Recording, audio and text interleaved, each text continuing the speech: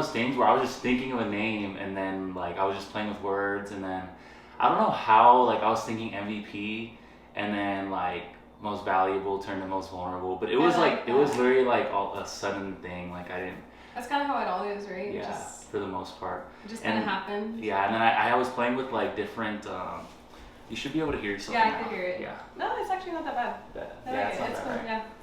Yeah. But yeah, then I was playing like with names with my brother, and then he said he's 34, so 10 years older than me. I think you met him at Neat, so he's the owner of Neat, and so is Joanne. Oh, Joanne's your sister-in-law. Sister-in-law, okay. yeah. Is he güerito? Yeah. Okay, I was like, I think I know who you're talking about. Yeah. That's your brother? He looks nothing like me, huh? How? I don't know. Everybody thinks that me and Joe are. Yeah, that's why I always confuse that. I'm like, oh, your sister. You're like, yeah, my sister-in-law. I was like, oh shit. Yeah. No, yeah, it's insane. Shoot. But no, we're definitely brothers. I can hear you too. That's cool. Yeah. After 54 episodes, so you're episode 54 by the way. Oh, I like that. All right, lucky number 54. Is that any significance to you? Because I feel like there's always like something. No, but I'm gonna find some significance to that after this. Oh, no, let me grab the water. Are you like superstitious like that or not? Like in some things. I wouldn't say I'm superstitious, but I like finding meaning in things. So I think finding meaning in everything. I don't think anything happens by accident. I think everything is. You don't think it's everything's random? Yeah. I don't think anything's a coincidence. Have you always thought like that? The only reason, that's a good question. The only reason I asked is because I guess when I graduated and I went to school, like I kind of got away from, I mean, just like the traditional like religion and practices that my family like raised me in. Did you grow up Catholic? Yeah. Yeah, that's most people here in El Paso, I think. And so when I left, like I kind of like took a step away from it, and I kind of like, I wouldn't say I completely did away with it, but I was just very much more like, I would say I was just trying to understand why I would believe in certain things. Mm-hmm. But for a while, it felt like maybe I was thinking like, it was just all these internal questions. Maybe things just happen and we just have to deal with it. Yeah. Is that where you're at right now?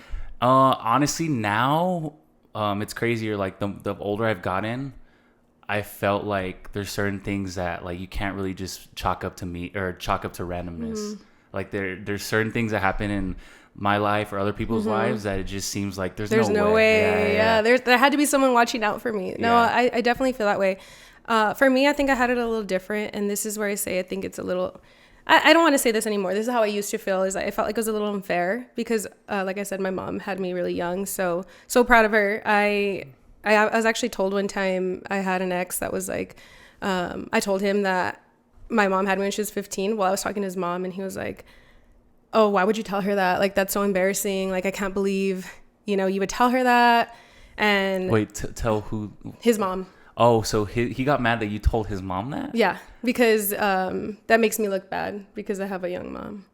Okay, that is making sense. Yeah, I know, exactly. And at the time, I was probably like 18, so it was like a long time ago. But I remember in that moment, that was one of the moments where I'm like, I know that's wrong, and I'm proud of that. If anything, I think it's like awesome that she overcame that adversity and stuff. But yeah, so since she grew up so young, she was battling other stuff, and I think she never had a religion either. So I never grew up Catholic. A lot of my friends are getting married right now. You've been at a lot of weddings, Lucky. I'm like, you're at a wedding like every month. I know, it's like what is it? 27 dresses, bridesmaids. I mean, you're 24, so you're younger, but I feel like you start feeling that pressure of being old with this generation. Are you starting to feel? Or no? A little bit. Like I turned 25 in December. And I definitely it's coming up. Yeah, you're gonna be able to rent cars soon legally without fees. That's fire. But I think I've always been someone who's like very like I'm always conscious about that. Like I'm always kind of anxious about the future. So I'm like, damn, I'm like getting up there. Like I gotta do certain things like before this time. But also that has to do with a lot of like pressures that we're just like that are just placed on us from like social media and stuff. Yeah. Well, you know what helps me? So with my work, a lot of my coworkers are older. They're like 45. And one of the questions I asked them to kind of make me feel better is, when you were my age, what were you doing? And what would you tell your younger self if you could go back? And one of my coworkers, it always sticks with me. He told me, honestly, I got married very young. He got married probably when he was in his early 20s. He's like, I wish I traveled more with my friends. If that's one thing I wish I could go back and do. And ever since then, that day, I remember I was like, okay, I'm going to travel. I'm going to get out there. I'm going to do whatever it takes, even if it sets me back a little bit financially. You know, I was like, we're in our young 20s, and this is the time we're supposed to be experimenting, and we're supposed to be making mistakes, you know. But I don't think traveling is a mistake, honestly. No. And if anything, because I've noticed that's one of the things that really stood out to about you, is that you're very well traveled. And like, I was just seeing like all your adventures and stuff, and like that really does do something for someone. Because like, I was fortunate enough to like go on like trips with my family also, but like, I was able to go to Thailand when I graduated college by myself. Oh, no way. Yeah, I was there for like 2 months. Damn. I was like doing like the whole backpacking thing and stuff. Oh, but just cause? Yeah, like I just wanted to. I was kind of inspired by my brother and my sister-in-law, because they were doing that for like, they were teaching in China for years. That's awesome that you had that like role model. Yeah, like, exactly. kind of... Yeah, I don't think I would have done that if they didn't do that. But yeah, I went out there, and like it was an insane experience. And yeah, I spent a shit ton of money, but it was just like... You wouldn't take it back. No, I got so much from it. You'd spend it again. Yeah. You'd spend double again. Yeah. For sure. And no, like, that's a really good point. So what do you feel like you've learned through like your travels and stuff, of just like when did you really start, like when was your first international trip? Yeah, that's the biggest one. Yeah. But I think I never really thought about traveling before. I think one of the biggest things that changed my view, something you said right now, it made me think about, I lived outside of El Paso. Have you ever lived outside of El Paso? I live in Arizona. Phoenix for college. So I went to Arizona State. Yeah, that was the main time. Phoenix is kind of more similar to El Paso. I would agree. I think the biggest thing for me is when I went on an internship in Maryland. So I spent 3 summers in Maryland, and I didn't even know what an internship was. That was another thing that I kind of stumbled upon. So I joined a sorority at UTEP, and people think, you know, oh, sororities, you're partying, like whatever. Crazy. There is that stuff. But I did computer science. So for me, it was kind of like building that resume. People think engineers are very shy and more reserved. So I was like, oh, it'll probably expand my resume in a different way. But I met this girl, Marissa, and we were at a pajama party, and she's like, let me help you with your resume. I never planned on getting an internship or doing anything like that. I didn't really know about that. So I'm super grateful for her in that time, because she submitted my resume to that first internship, and everything, like you said, it kind of just happens. I think I heard this thing that said confidence is the willing to try, the willingness to try. And sometimes you might not always feel like confident or like wanting to do something. You're going to feel that fear, especially if you've never done it before. But I was like, okay, I kind of just rolled with the punches, and that ended up being in Maryland. I was like, I don't even know where Maryland is. I'm so bad at geography. I did computer science because I like math. Americans are actually notoriously bad at, like, we don't know where shit is. I don't know where anything is. I can't name the 50 states. We just care about Texas. I know, right? No, but I love El Paso. So that's the biggest thing for me is moving out there made me realize how much I love El Paso. I feel like, I don't know if you feel like it's a common theme, especially among our generation, is everyone can't wait to get out. Like, I hate El Paso. There's nothing to do here. And, you know, I feel like we grow up in this little bubble here in El Paso with our culture, and we're very comfortable. And I've never found a place like El Paso. Yeah. I have not been to a place that even matches the energy that we have here. Yeah. And I think that's the biggest thing I learned from traveling and living out there. So after I spent about 3 months for 3 years, and I made friends, and, you know, I had a really good time. I wouldn't trade that experience for the world, but what it made me realize is that I wanted to have my home base here and then travel. Yeah. That's a good, like, that's definitely something that's crossed my mind as well. Because first of all, like, Maryland and like really just the East Coast, I feel like it's all the cities are so similar. Yeah. Like, I was just in North Carolina like last week, and I was thinking to myself, I'm like, dude, it's so beautiful out here, like seeing the fall colors and everything. But holy shit, like, I just feel so, what's the word? like it just, the vibe is just completely different. It's hard to explain. It feels a little slow. Like, granted, I wasn't in the city, but it just felt like super, like everybody was just kind of to themselves, and everybody just like would do their own thing. It's dark as shit because there's so many like trees, and it was just such a different experience. And I'm like, damn, I really miss El Paso. As much as I've been wanting to leave, I'm like, dude, I kind of. Oh, so you're one of those that wants to leave? Yeah, really? like I'm planning to leave to Austin in a few months. No way. Yeah, so I'm gonna move. Opportunity. Honestly, yeah, I think it's just a big thing where I want to really, because I have a good, like, I feel like a lot of people from El Paso move to Austin, so there's already like a big support system there. Exactly. Yeah. And really just like expanding the network, like my network, especially with the podcast. I feel like this is definitely something I want to continue and grow. And like, I think some of the biggest and some like the best people that do podcasts are living in Austin.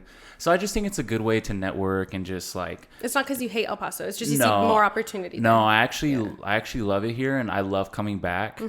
One thing I will say is I just feel like I'm kind of stuck in the same routine that I'm in, and I'm always someone that like, if I'm doing something for a while, I just feel like I need to switch it up. Yeah. But that comes with also a lot of things. Like I've lived elsewhere, and it's definitely not easy. Like, especially being out there in Thailand, like that shit was probably the 2 hardest. 2 months is a long time. That was probably the hardest thing I've ever done. So, where'd you stay? So I was staying in hostels. Did you plan anything beforehand, or did you just kind of go? Or it was some of it was planned. Like I had a rough idea of what like country or what cities and towns I wanted to hit, but I didn't have a time frame at all. I just knew like. And you're completely by yourself? Yeah, I was just alone. Yeah. Damn. So one of the main reasons I started was because like I actually really struggled at one point over there. Because it was tough, like just being alone, and even though I met like a lot of great people, it was just like I think I was a little. I wouldn't say young, but it was like I think if I went out there again, I'd be able to manage it a lot better. But just like I was just so green and unexperienced, and at one point I was all like, even though I was enjoying it, I was like, what the fuck am I doing out here, bro? Like this is a lot. But I would do it again. Yeah, you know? Yeah. I feel like you got uncomfortable. You did something out of your comfort zone, and then you took something from that. And then I feel like if you ever go back to Thailand too, it'll be cool to like kind of compare how different it was when you first went and how different you see things. Yeah, exactly. Yeah, for sure. Now it was insane, but I think going back to what you were saying about like age and you're like just talking with your coworkers, because I used to be very like just like I said, anxious about like the future, like what am I gonna do, like I'm barely at this stage when I see all these people doing this. But I think the more I've matured and grown, I noticed that like there's just certain things that seem to fall in place as you grow, and I guess you age as well. For whatever reason, like it's just, that's why I feel like a lot of it has to do with like we were talking about meaning and like just God, and like maybe that there is something more to it, because some things just fall into place when they're supposed to. And I feel like that's why I've had much more grace about just kind of being more patient and aging and really just waiting for things to happen. Because like I feel like if you put yourself in the position where you know you want something to happen, like you just have to keep going, and like it will come to fruition. It's just, for whatever reason, you just have to mature and you have to be ready for that.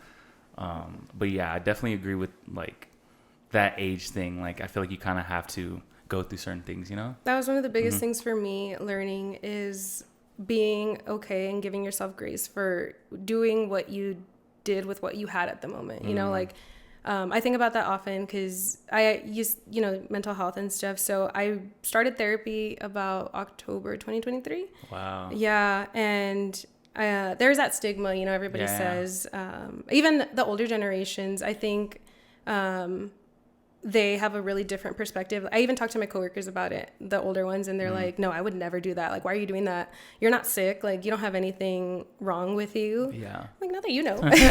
For real. But I just think anybody could benefit from therapy. 100%. And I have some stuff growing up. I feel like we all go through stuff, you're going to mess up your kids somehow, even if they had a really good home life, kind of.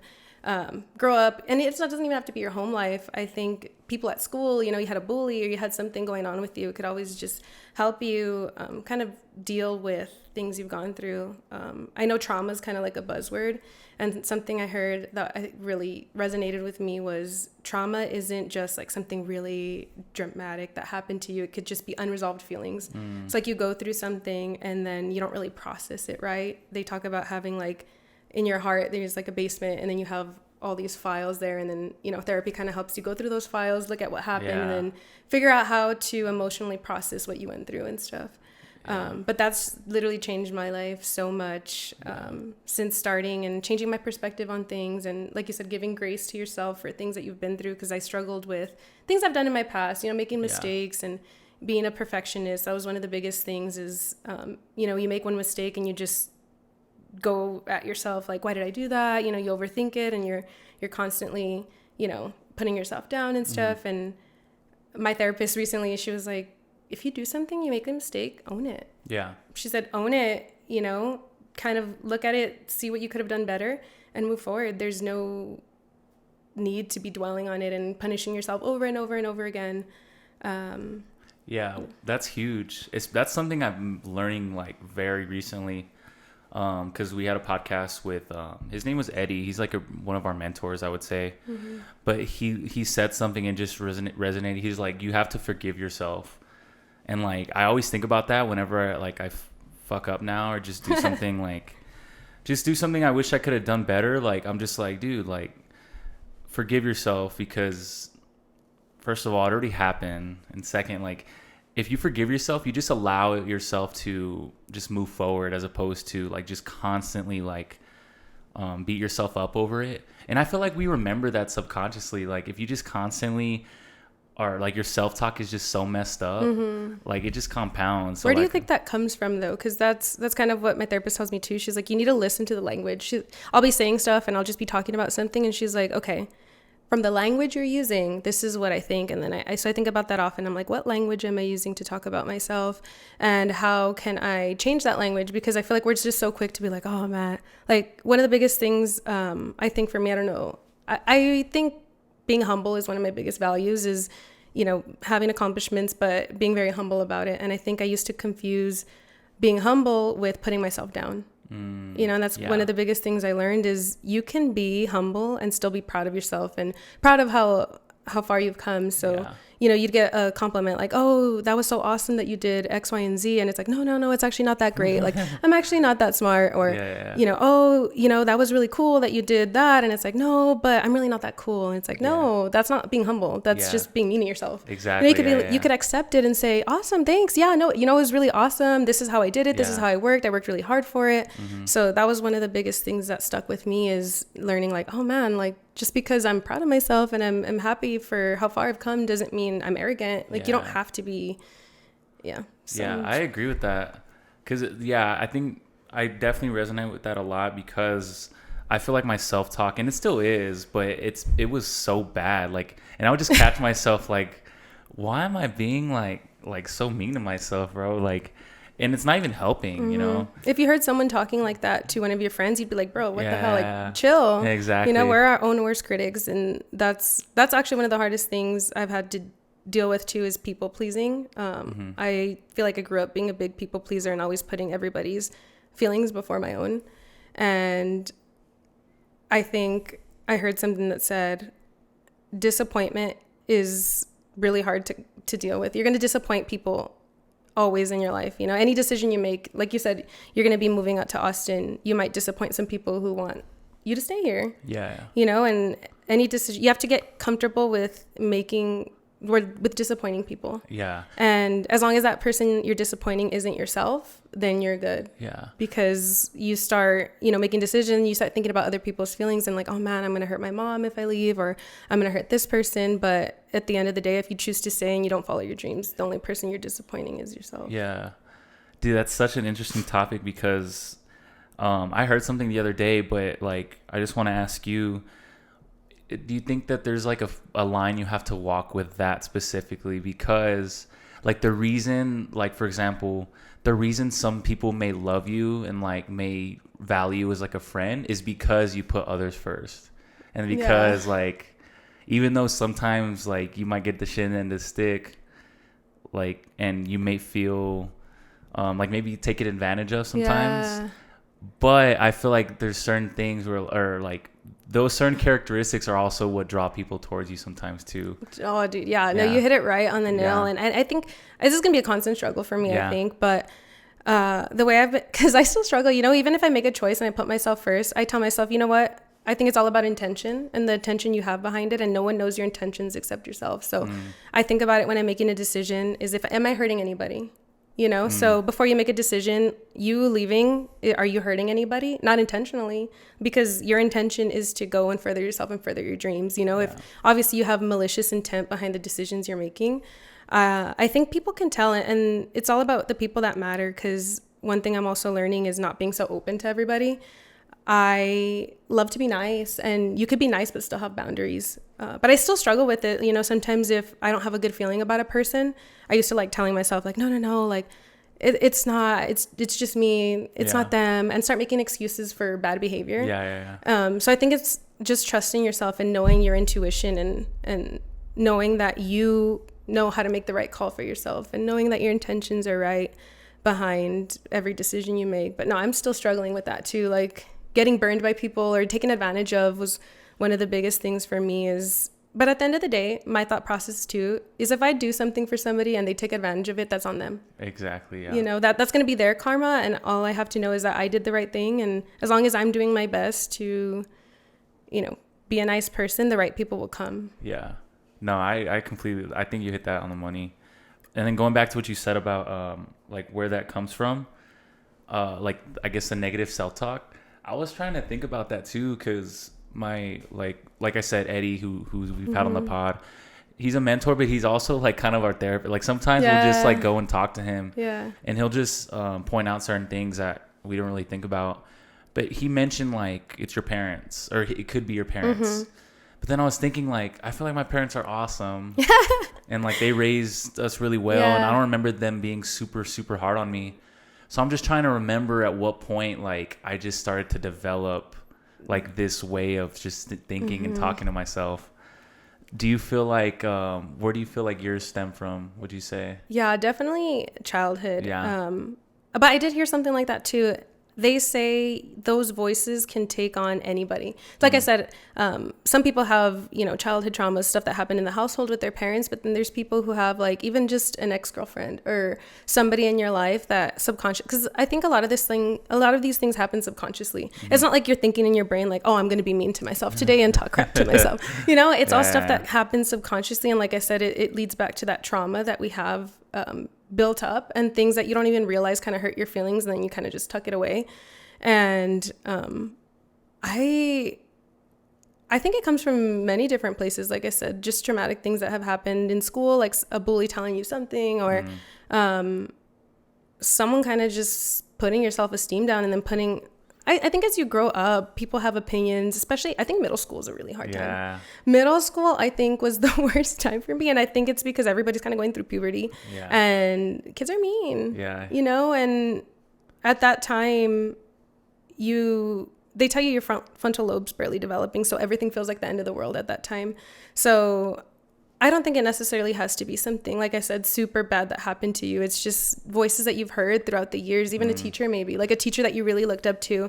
And everybody makes mistakes, you know, sometimes. And I think even back then, I don't know if you've had the same experience. I think nowadays it's a lot harder on teachers to be able to say anything to a student because they'll get in trouble right away. But I could think of some things when I was younger, and like the things teachers would say, or you even see stuff on social media. Like even in 2012, people were saying some crazy things that they would get canceled. Well, people are getting canceled for right now, you know? Sure. So I think it was just a different time too, where, you know, they say about that whole thing where you were getting called fat if you were like, you know, the magazines and stuff, like fat took on a whole different meaning back then. So I think we kind of grew up in an era where things were getting better and, you know, people weren't being as rude, but I think it just has to do a lot with society too. It could probably just be society and the things you see. And, you know, as kids, other kids that have issues come into the school, and then, you know, I feel like it's It's just a part of being human. Yeah.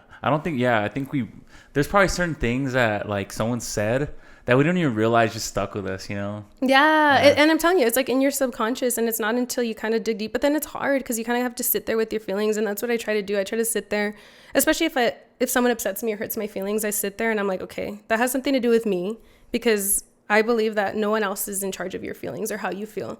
So if someone upsets you or someone makes you angry or you get triggered about something, it's something that you're holding on to, or something that's been, you know, unresolved for you. So then I'll sit there, I'll be like, okay, I'm mad right now. Why am I mad? And then I kind of just go through that spiral, because like, okay, they said this. Why does that upset me?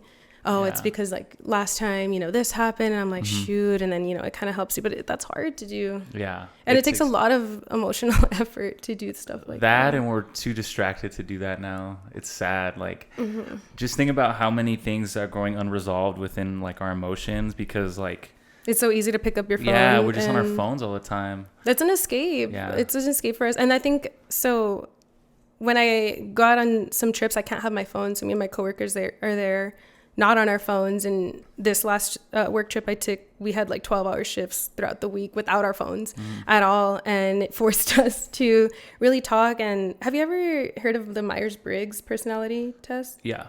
Yeah. I need to be reminded on exactly how it works. Yeah.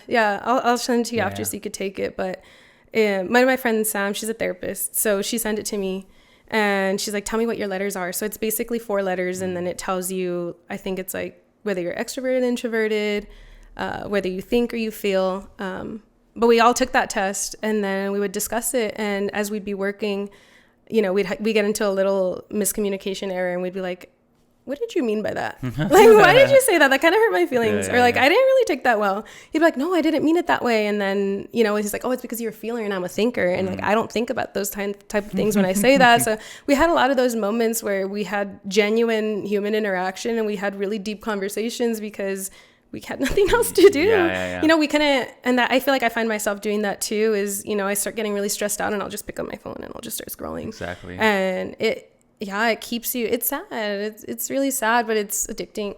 For sure.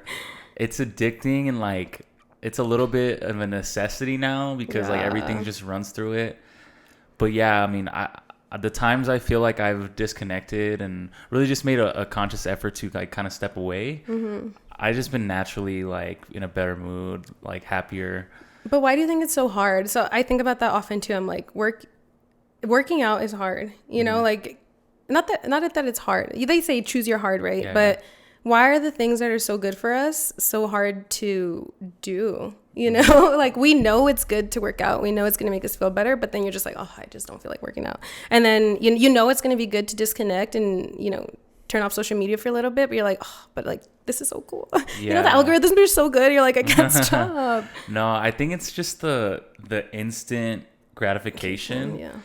And I think deep in our subconscious, like, we know that it's not fulfilling to us, but it's just I think like our like whatever mechanisms are at play when we first like pick up the phone or like just are seeing likes and post a picture. Like, I feel like that's just instant, but it doesn't like provide like long-term like satisfaction and fulfillment.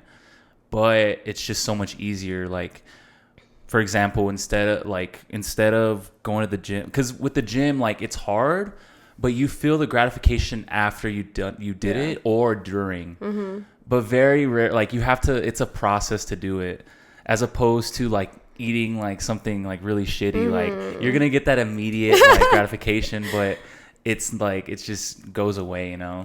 Same thing with like drugs. Like, if you do like, let's just say like cocaine or some shit. I've never done it. Just putting that just out saying there. that. If you have, it's not. I'm not judging. I'm not judging. But if you do that, it's like it's immediate, but like you're gonna crash out so hard because like I feel like there's just something in your body and in your mind that tells you like, oh, you didn't earn this, or like I feel like that's what it is. But like if you cold plunge, that shit sucks. It's gonna like it's really hard, but you get the same high that you would as if you were like taking a sniff of cocaine, you know. So I don't know. I think it's just the way we're wired as humans.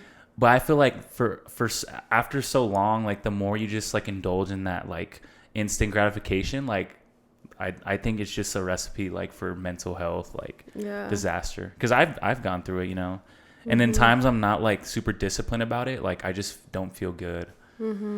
Yeah, that's what they say. They said it's like the microwave effect or something. Yeah. It's like it's so easy to just like heat up your food and then it's ready in like 20 seconds versus like cooking and, you know, taking your time and, For sure. you know, putting in that work. And then at the end of the day, it's, I totally agree with that. That also goes into like, have you heard of like the marshmallow experiment? No, it's that.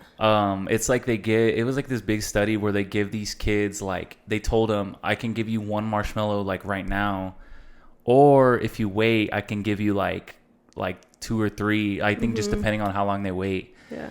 But it was like, I guess the results of the study was that the kids that waited like the longest for like, I guess the marshmallow, like they ended up being more successful in their lives. Oh, what? No way. Because they were cool. able to like overcome that like sense of like instant gratification. They were able to like prolong that so that they reap the benefits of like waiting and being patient. And I feel like that does make sense. Like if you think about it, like I feel like the most successful people and the people that are doing the biggest things, like they have to make a lot of sacrifices in the short term. Yeah, no, I like that. Yeah. That's crazy. I like all those kind of like psychology comparisons. It made me think, I heard this one study where they had a monkey and they had 2 monkeys, right? And one of them, they gave him, I think, like a piece of broccoli, let's say. And he was super happy and super grateful. He's like, heck yeah, like this is awesome. And then they give the other monkey a grape or like a banana or something, something that's like better. And then once the monkey saw what they were getting, he was like, what the hell? And he like threw his broccoli.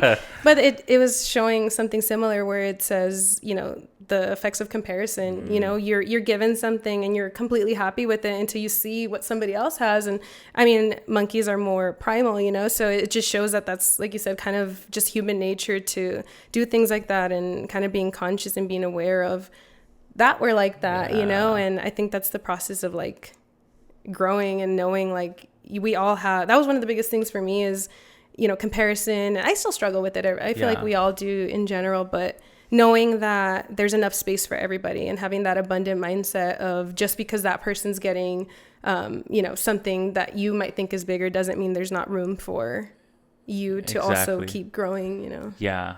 No, that's a big thing, especially nowadays. And I mean, I think everybody's dealt with it, but I think it's just like having the presence of mind to understand like, bro, like that person that's doing well, like that has nothing to do with whether I can do well or not. Like, I don't know where that comes from. I think it's just naturally like ingrained in us, but it literally has nothing to do with our success and what we can do. And also like, you have to think about like the people that you see doing that, like they've probably worked really hard to get where they're at. You know? They all started somewhere. Yeah, exactly. You know? I mean, granted, there is definitely some people that definitely get lucky and like and do experience certain things like maybe faster than others, but like those are outliers. But it's just so easy to see that on social, you know. Tell me what you think about this too, though, because I heard this and I think it stuck with me. I think if you believe in a higher power and stuff, like you're given opportunities and things that you can handle at the time that you're at, because they talk about like, let's say someone, you know, who's not really good at their finances and stuff, or somebody who, you know, spends like crazy, you know, they're given these blessings of like getting all this money, and then what's going to happen? They still don't know how to handle that money, so they're going to end up spending it all and being broke again. So it's kind of like being able to reap the rewards of where you're at in life. Like you said, like you're doing what you can with the resources that you have at that moment. So I think, you know what, the more I grow and the more effort I put in myself, then the greater the reward will come. And if the reward hasn't come yet, it's because I haven't gotten to a place where I can successfully handle whatever that reward is, you know? So it's kind of just being patient. And I feel like you could look back on your lives and look back at your life and think of certain moments. Like for me, one of the biggest ones was when I tore my ACL in high school. It seems like something so bad at the time, but if I never tore my ACL, I would have never gotten into the gym.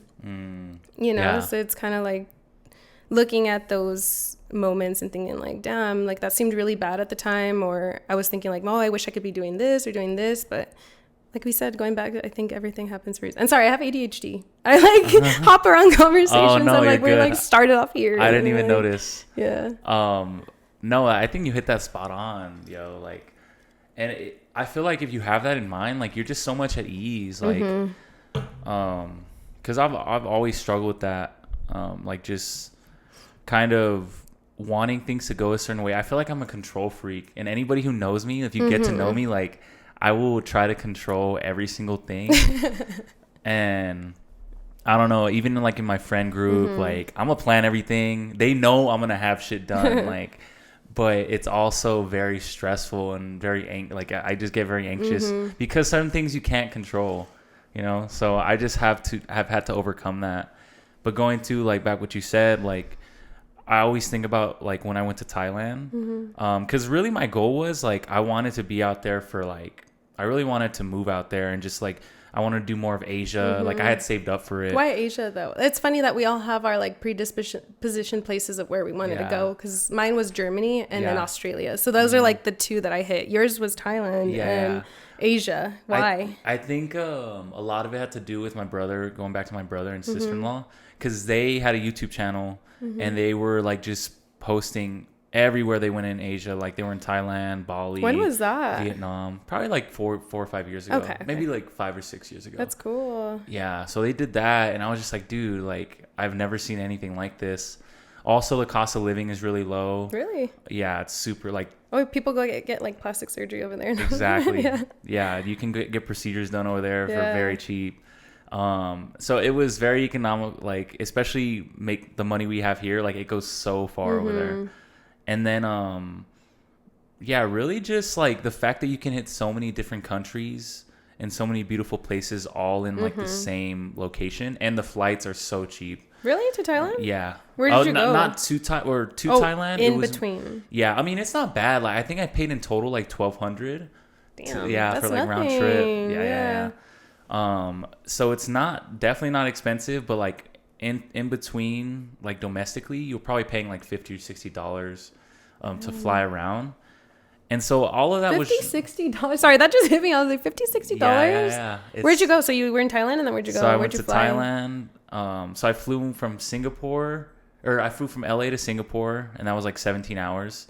Oh my God. Wait, that's actually crazy. Are you flying there because you're Friday. going to Australia, right? Yeah. Literally, I need to go back. But on Friday you're leaving? Yeah, at noon. It's been 17 hours though. Yeah, and I've done 8, but 17. What did you do? I'm going to wear compression socks and stuff. Yeah. So are you flying Singapore Airlines or what? No, I'm flying American and then Qantas. I honestly don't know how to say it, but I think it's an Australian airline where are you operated. flying into?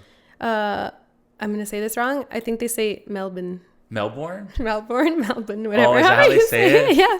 They make fun of Americans for saying Melbourne, yeah. I'm trying to get in the cultures. I've been watching stuff. For sure. But yeah, 17 hours, dude. How did you do it? Honestly, it wasn't bad at all. Like, first of all, I mean, you've flown internationally, so the planes are bigger, like you have more space. Yeah, I had my own row, like it wasn't nice. a busy flight, because it was still during it was a little bit after COVID, so things were like I had to do a lot of jump through a lot of hoops to even get there. I had to wear a mask and everything. But that's cool that you still did it anyways, you know, like you didn't let fear stop you, and you kind of just still. Yeah, it was stressful, man, to be back at it. But yeah, so I mean the flight, 17 hours, you just watch movies. I was gonna say movies, go to sleep, read a book, munch. Yeah, exactly.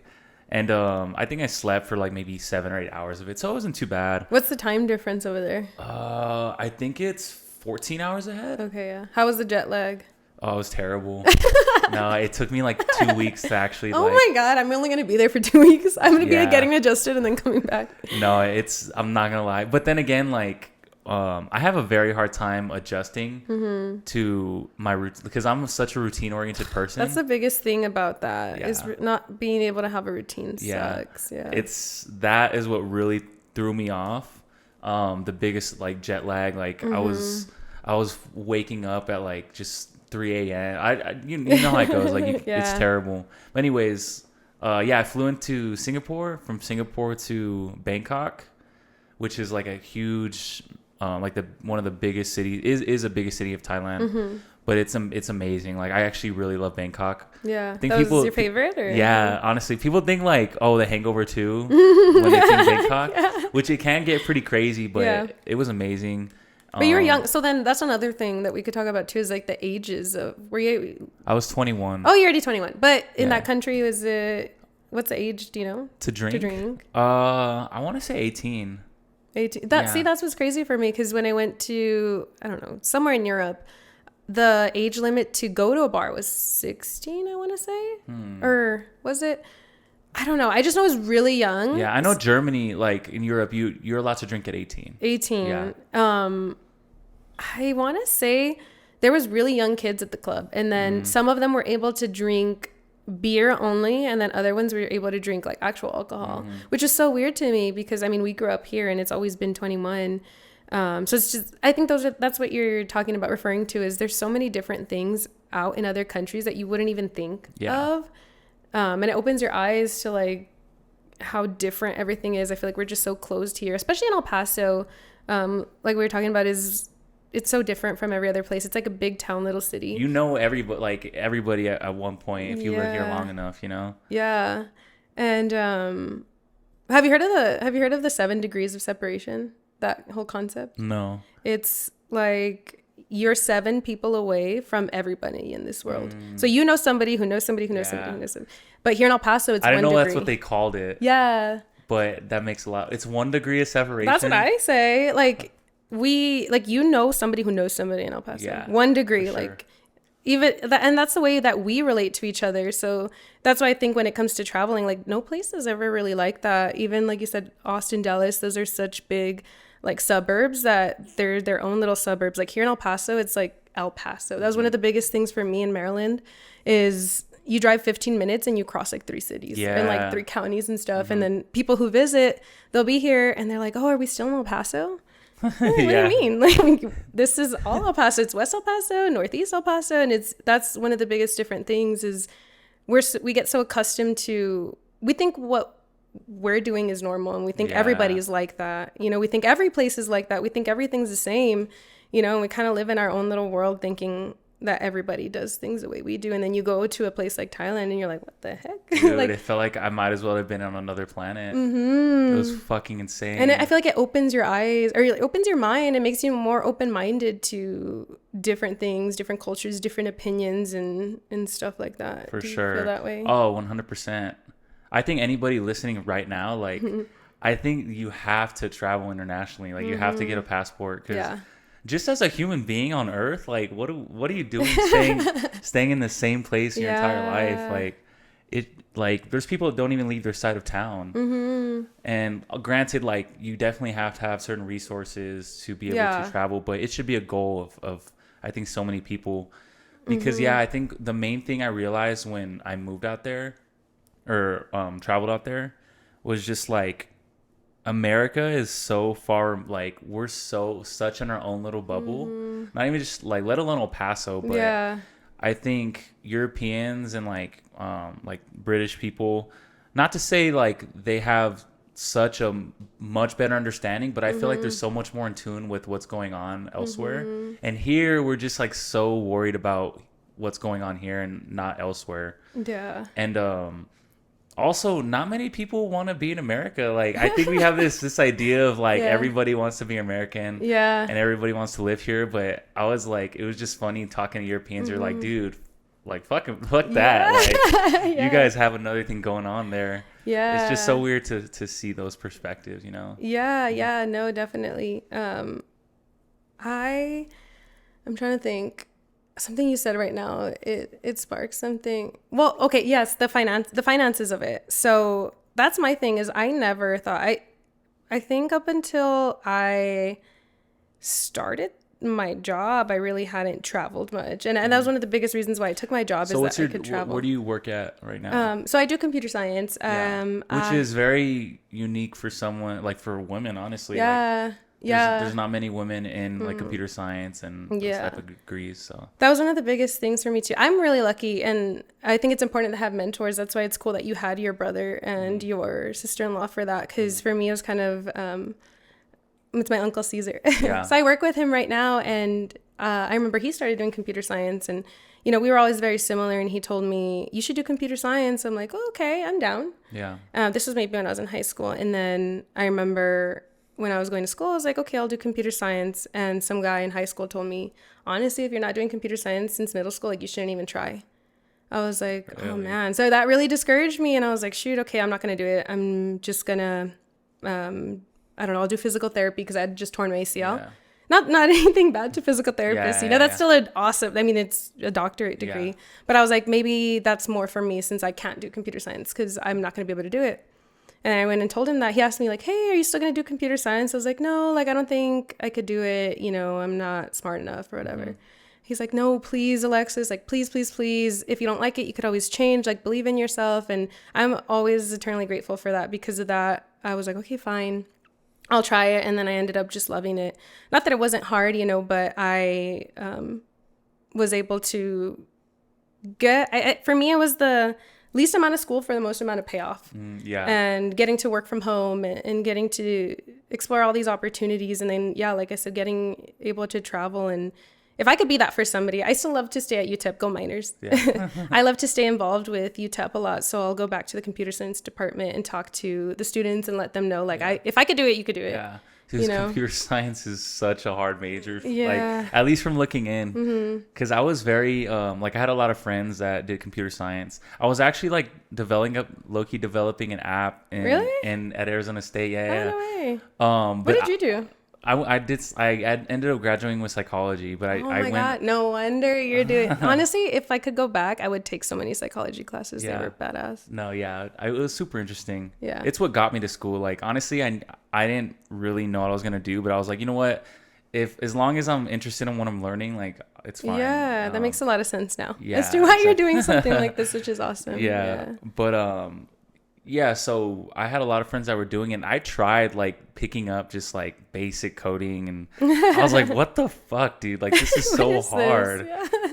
So, like, do you know, like, you're in tune with all the languages, and, like, you actually, like, code and everything? Yeah. So I'm one of those people. So I learned, and I think that was a big growing experience for me, too, is not being afraid to ask questions. That's what I always tell the students when I tell them, like, we're all feeling the same way. You know, it's hard, and that should be normalized. And I told them, your professors want you to succeed, and they want you to, you know, do your best. They don't want you to fail, you know, unless they're jerks. But for the most part, my biggest thing was always not being afraid to ask questions. Eventually you get to a point, you know, where you don't want to look dumb. You don't want to raise your hand and ask a question and look dumb. But then you start realizing as you mature, like, I don't care. I'm paying for this. This is my school. I'm paying for this. Like, I'm going to ask. I'm going to go knock on my professor's door. I'm going to, you know, put in that effort to graduate and do what I need to do. And that's what I tell them. Always make good impressions, because the guy who hired me, he was actually my professor my freshman year of college. Wow. So my freshman year, I went in entering engineering, and I tried really hard. You know, I would go to his office and ask him questions. And then 4 years down the road, they're having interviews at UTEP, and I ran into him, and he's like, oh my God, Alexis, you were such a great student. Come apply with us. I was like, oh, yes, thank you, God. I was so happy. And I was like, imagine I would have been a bad student, or I would have, you know, like, he would have been like, oh no, we don't want to hire her. So that was one of the things. And also wanting to stay in El Paso. Like I said, I had internships in Maryland, and I really wanted to stay here. Yeah. I saw on your podcast, they were talking about El Paso too, and how there's not a lot of opportunity for us to stay. And I feel like there's a lot of people who want to stay here and really just can't. But I think El Paso is what do you think about that? El Paso, I think it's such a good market for things. Why do you think there's not a lot of things here? Like, I had Renard Johnson on, who's running for mayor. He was saying that, like, we don't have enough, like, basically big companies that like provide high paying jobs to people of our age, which is why so many people are leaving to Austin. Yeah. So many people are leaving to, I don't know, just Dallas, New York, Atlanta, Dallas. Dallas is a big one too. Yeah. And I just think it's the industry here. Like, I think we have so many small businesses here. I think everywhere, but I feel like damn near everyone I know that, not everyone, but yeah, we're just like such a small business town. And if you're not that, then you work in the bar industry. Yeah. I feel like the bar industry is really big here. I mean, I'm in the bar industry. My family's in the bar industry. Oh yeah, neat. Yeah, exactly. I was like, wait, what? Yeah. And I just think, I think it's the industry and the corporations that actually here. Like, I don't think, I think Wells Fargo and like maybe what's another one? I think we have Raytheon here, which is like probably one of the only engineering ones. But that's what I'm so confused about, because UTEP has some of the best engineering. Yeah, so I've heard. That's what I don't understand is even with computer science, there's so many. We graduate so many good people. And I remember when I started my internship, it was at the Johns Hopkins Applied Physics Lab in Maryland. And like it's one of the biggest things that I tell students too is I was not the smartest. I was not the, the best person at computer science. My boss actually told me that the reason he hired me, luckily I didn't have to do a technical interview. Usually you have to do a technical interview, but he was kind of just asking me questions like, what do you know about this? What do you know about that? And I was honest with him. I was like, you know what? I'm in my third year. I don't know much, but I'm super excited to learn. Like, I'm interested in cybersecurity. I want to, know more about it. And he told me the reason why. He was going through resumes from people of Yale, people from Princeton, all these Ivy Leagues. And he's like, the reason I chose you is because of your enthusiasm and your attitude and how excited you were to learn, because that trumps anybody with a 4.0 or anybody that comes from like some big school. And that's badass. Yeah. So that's what I say, going back to it as a saying. So you were just yourself though. Like you weren't trying to like portray that you knew more than you did, or it's funny, I was actually, so I used to work at Grimaldi's, so I was a server at Grimaldi's at the time. I actually had to put myself through like great pizza. So I was a host there, and then I was a server's assistant, and then I was a server. So I was actually on shift, and I had applied for that internship from my friend Marissa. And I got the phone call. I was like, hey, this looks like a Maryland. I was like, can you guys watch my tables? I went to the back and I went to like where the dumpsters are. I was like, hello. And that's where I was talking to him. He's like, hi, Alexis. This is Gary from, APL. I was wondering if you had some time to talk. I was like, absolutely. I was all in the back. And that's when he was asking me. And I was kind of just like, no, you know what? I go to UTEP. I gave him the whole thing. And then later on, he's still one of my mentors that I keep in contact with. He's awesome. And that's what he was telling me. He said a lot of the people I talked to were kind of arrogant, trying to impress me and telling me like all these things. And he's like, I just really like that you were excited to learn. And that's what I tell people. Internships are an opportunity to learn. And I always push people because I'm grateful to have someone in my path who put me on that. Because if I would have never known about it. But yeah, that's the thing. So with UTEP, I was there at an internship with people from those, big schools. And I don't think you have to pay a lot of money to have a good program and have a good degree. And UTEP, so that's what I was going to say. At APL, I would tell people UTEP, they're like, what is that? I was like, the University of Texas at El Paso. So I would have to say University of Texas at El Paso. Yeah. And then by the time we got to the third year, it was cool because it was called the Atlas program over there. So it was actually targeted specifically to Hispanic serving institutions and historically Black universities. So that's why I tell people there's so many opportunities out there. We just don't know about it. So, you kind of just Google, especially for us minorities, we have a lot more opportunities that they provide for us. Yeah.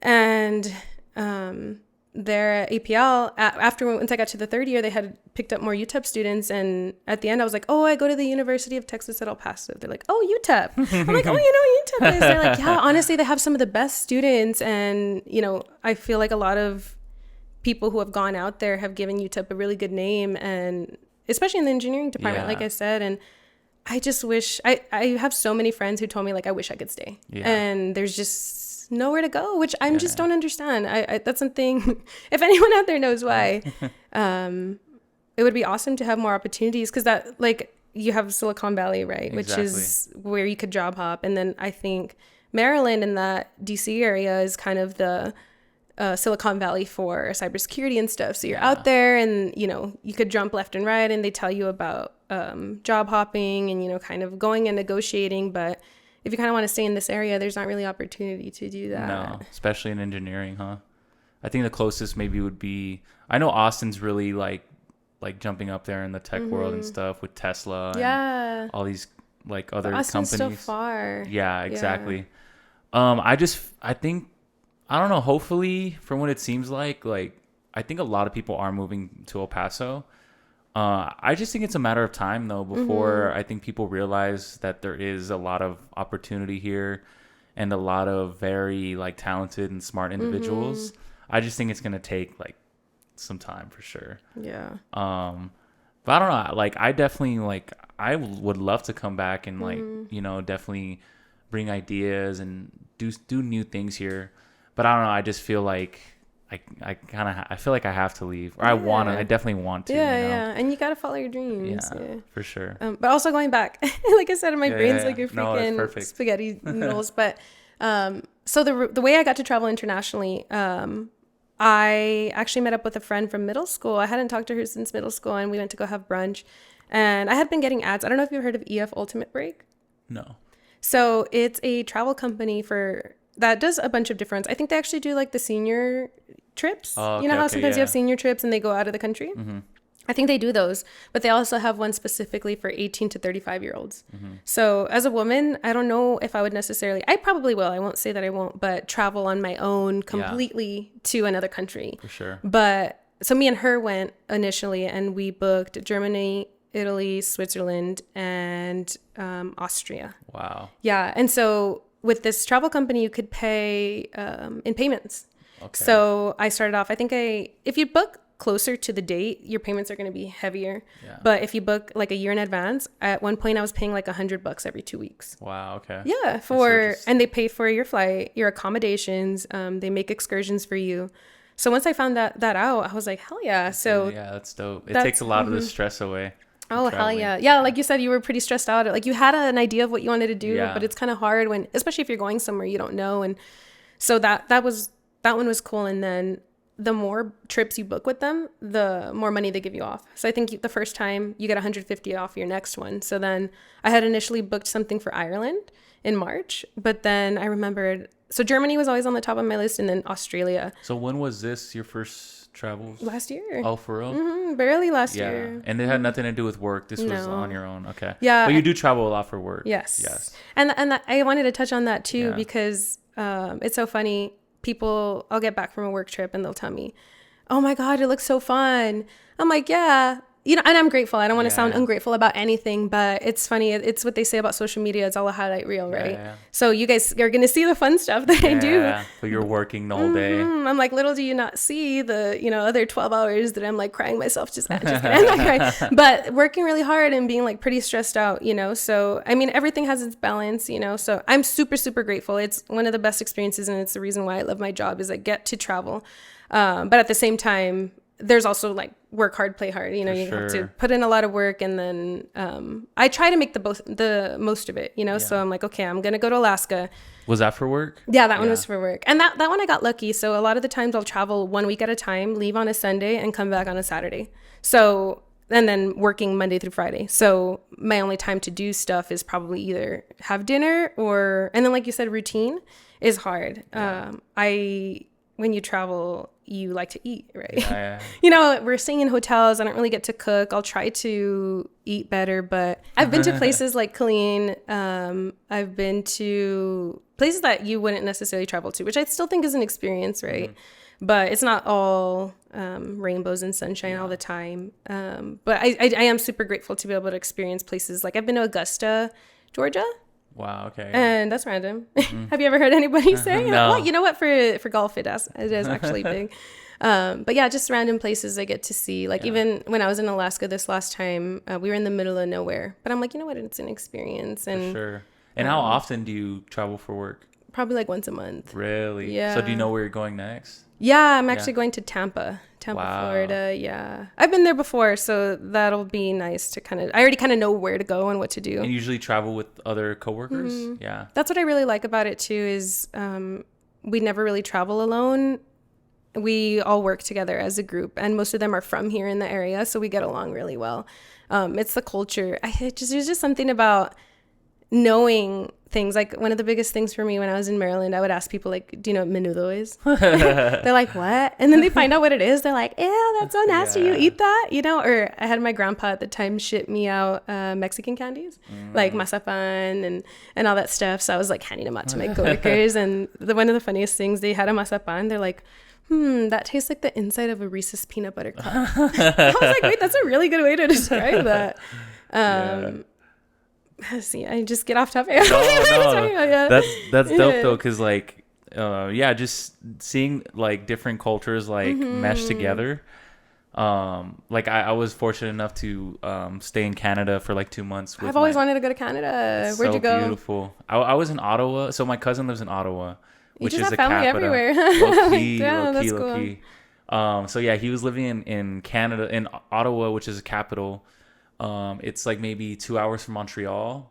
But we also traveled to Quebec City. That's by New York, right? Yes. Because there's like Vancouver, which is west, like, and then east is like Ottawa. Yeah. It's the bordering U.S. town would be Buffalo. So it's only like 5 hours from New York. So it's crazy, pretty close to like certain big cities in the States. But yeah, have you heard of Quebec City? No. Well, I think I've heard of Quebec, but not Quebec City. Yeah. So Quebec City is like, it's like Europe in North America. Well, because there's a lot of French people there, right? So yeah, it's a French. It's heavily like almost. I think everybody speaks French. Everything's in French. Like, it's like everybody speaks Spanish here, kind of. Exactly. Except it'd be different. Because it's like if all the street signs were in Spanish here. Oh damn. Yeah. So everything's French influenced. It's amazing. It's like you're literally in Europe. Did you drive out there? Have you driven in another country? I did drive. Yeah, Where? I was in Canada when I was driving. Okay. It's kind of like the same. It's pretty much the same roads.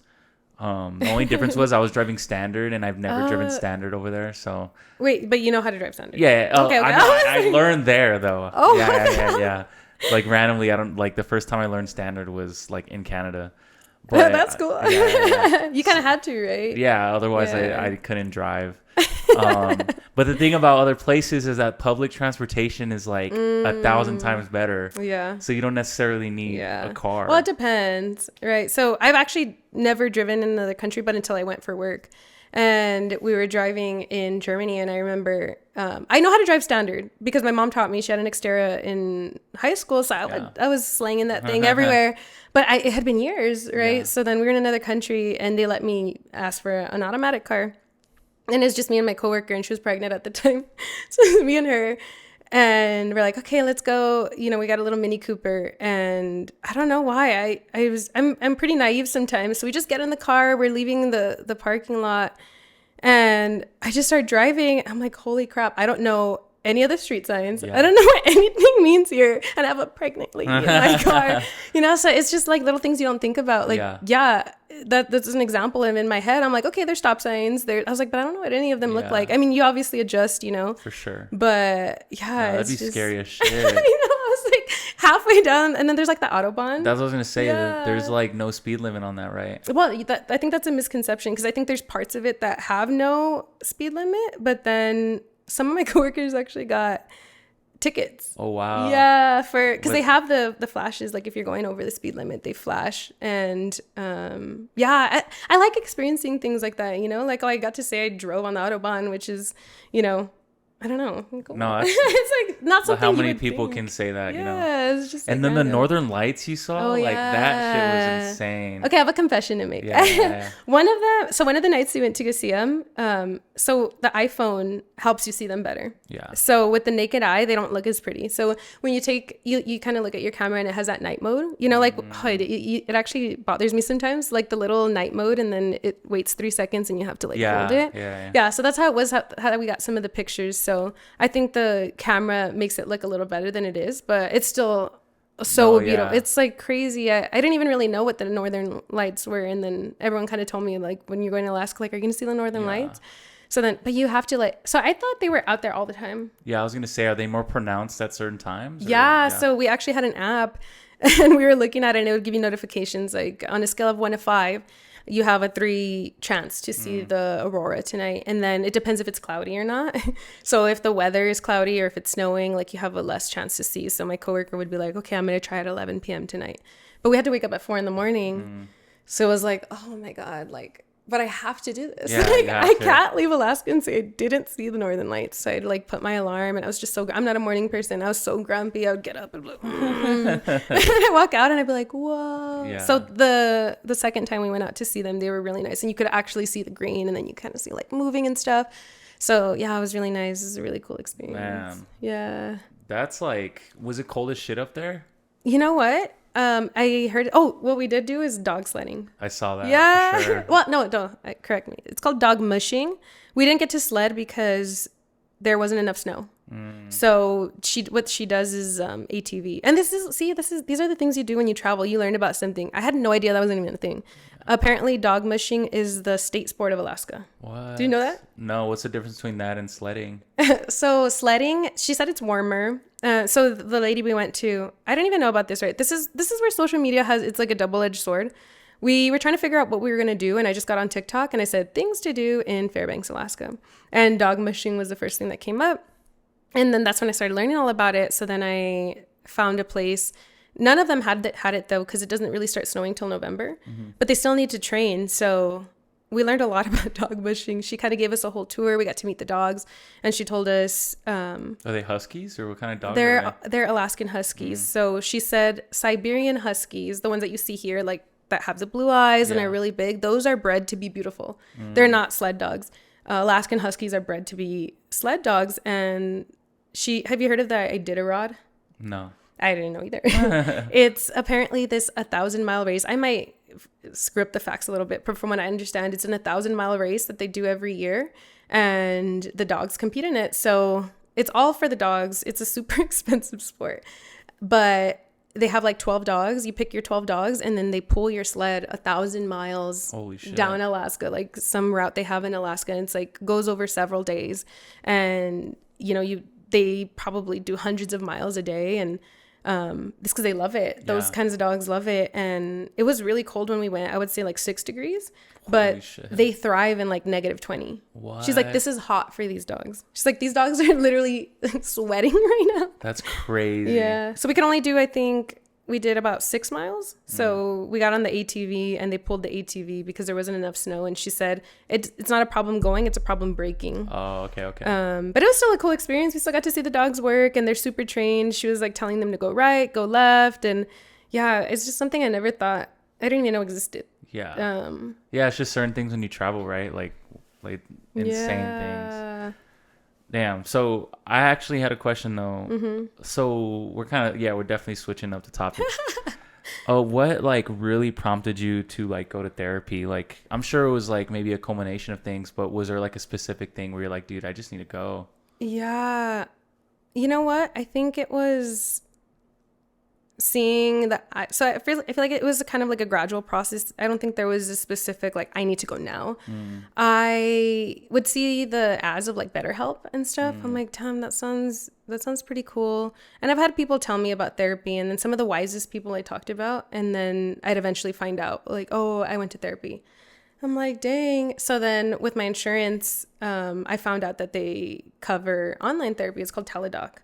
So I just looked it up. And I think a lot of people don't know that when you have insurance, a lot of them offer telehealth services. So I'm trying to think. I don't know if there was one specific thing. I was like, I just need to get better. Yeah. I feel like I'm in a place where no, actually, I could think of one moment. So me and my friends had a like white elephant party, like a secret Santa, and we're sitting there, and I was in a relationship at the time, and I told my therapist, I was like, I would travel and I would come back and I would just be like depressed. I would be in my bed and I would just rot. I still like to rot every once in a while, but like I would be gone for a week, and then I'd come back and I just wouldn't want to do anything like the whole week.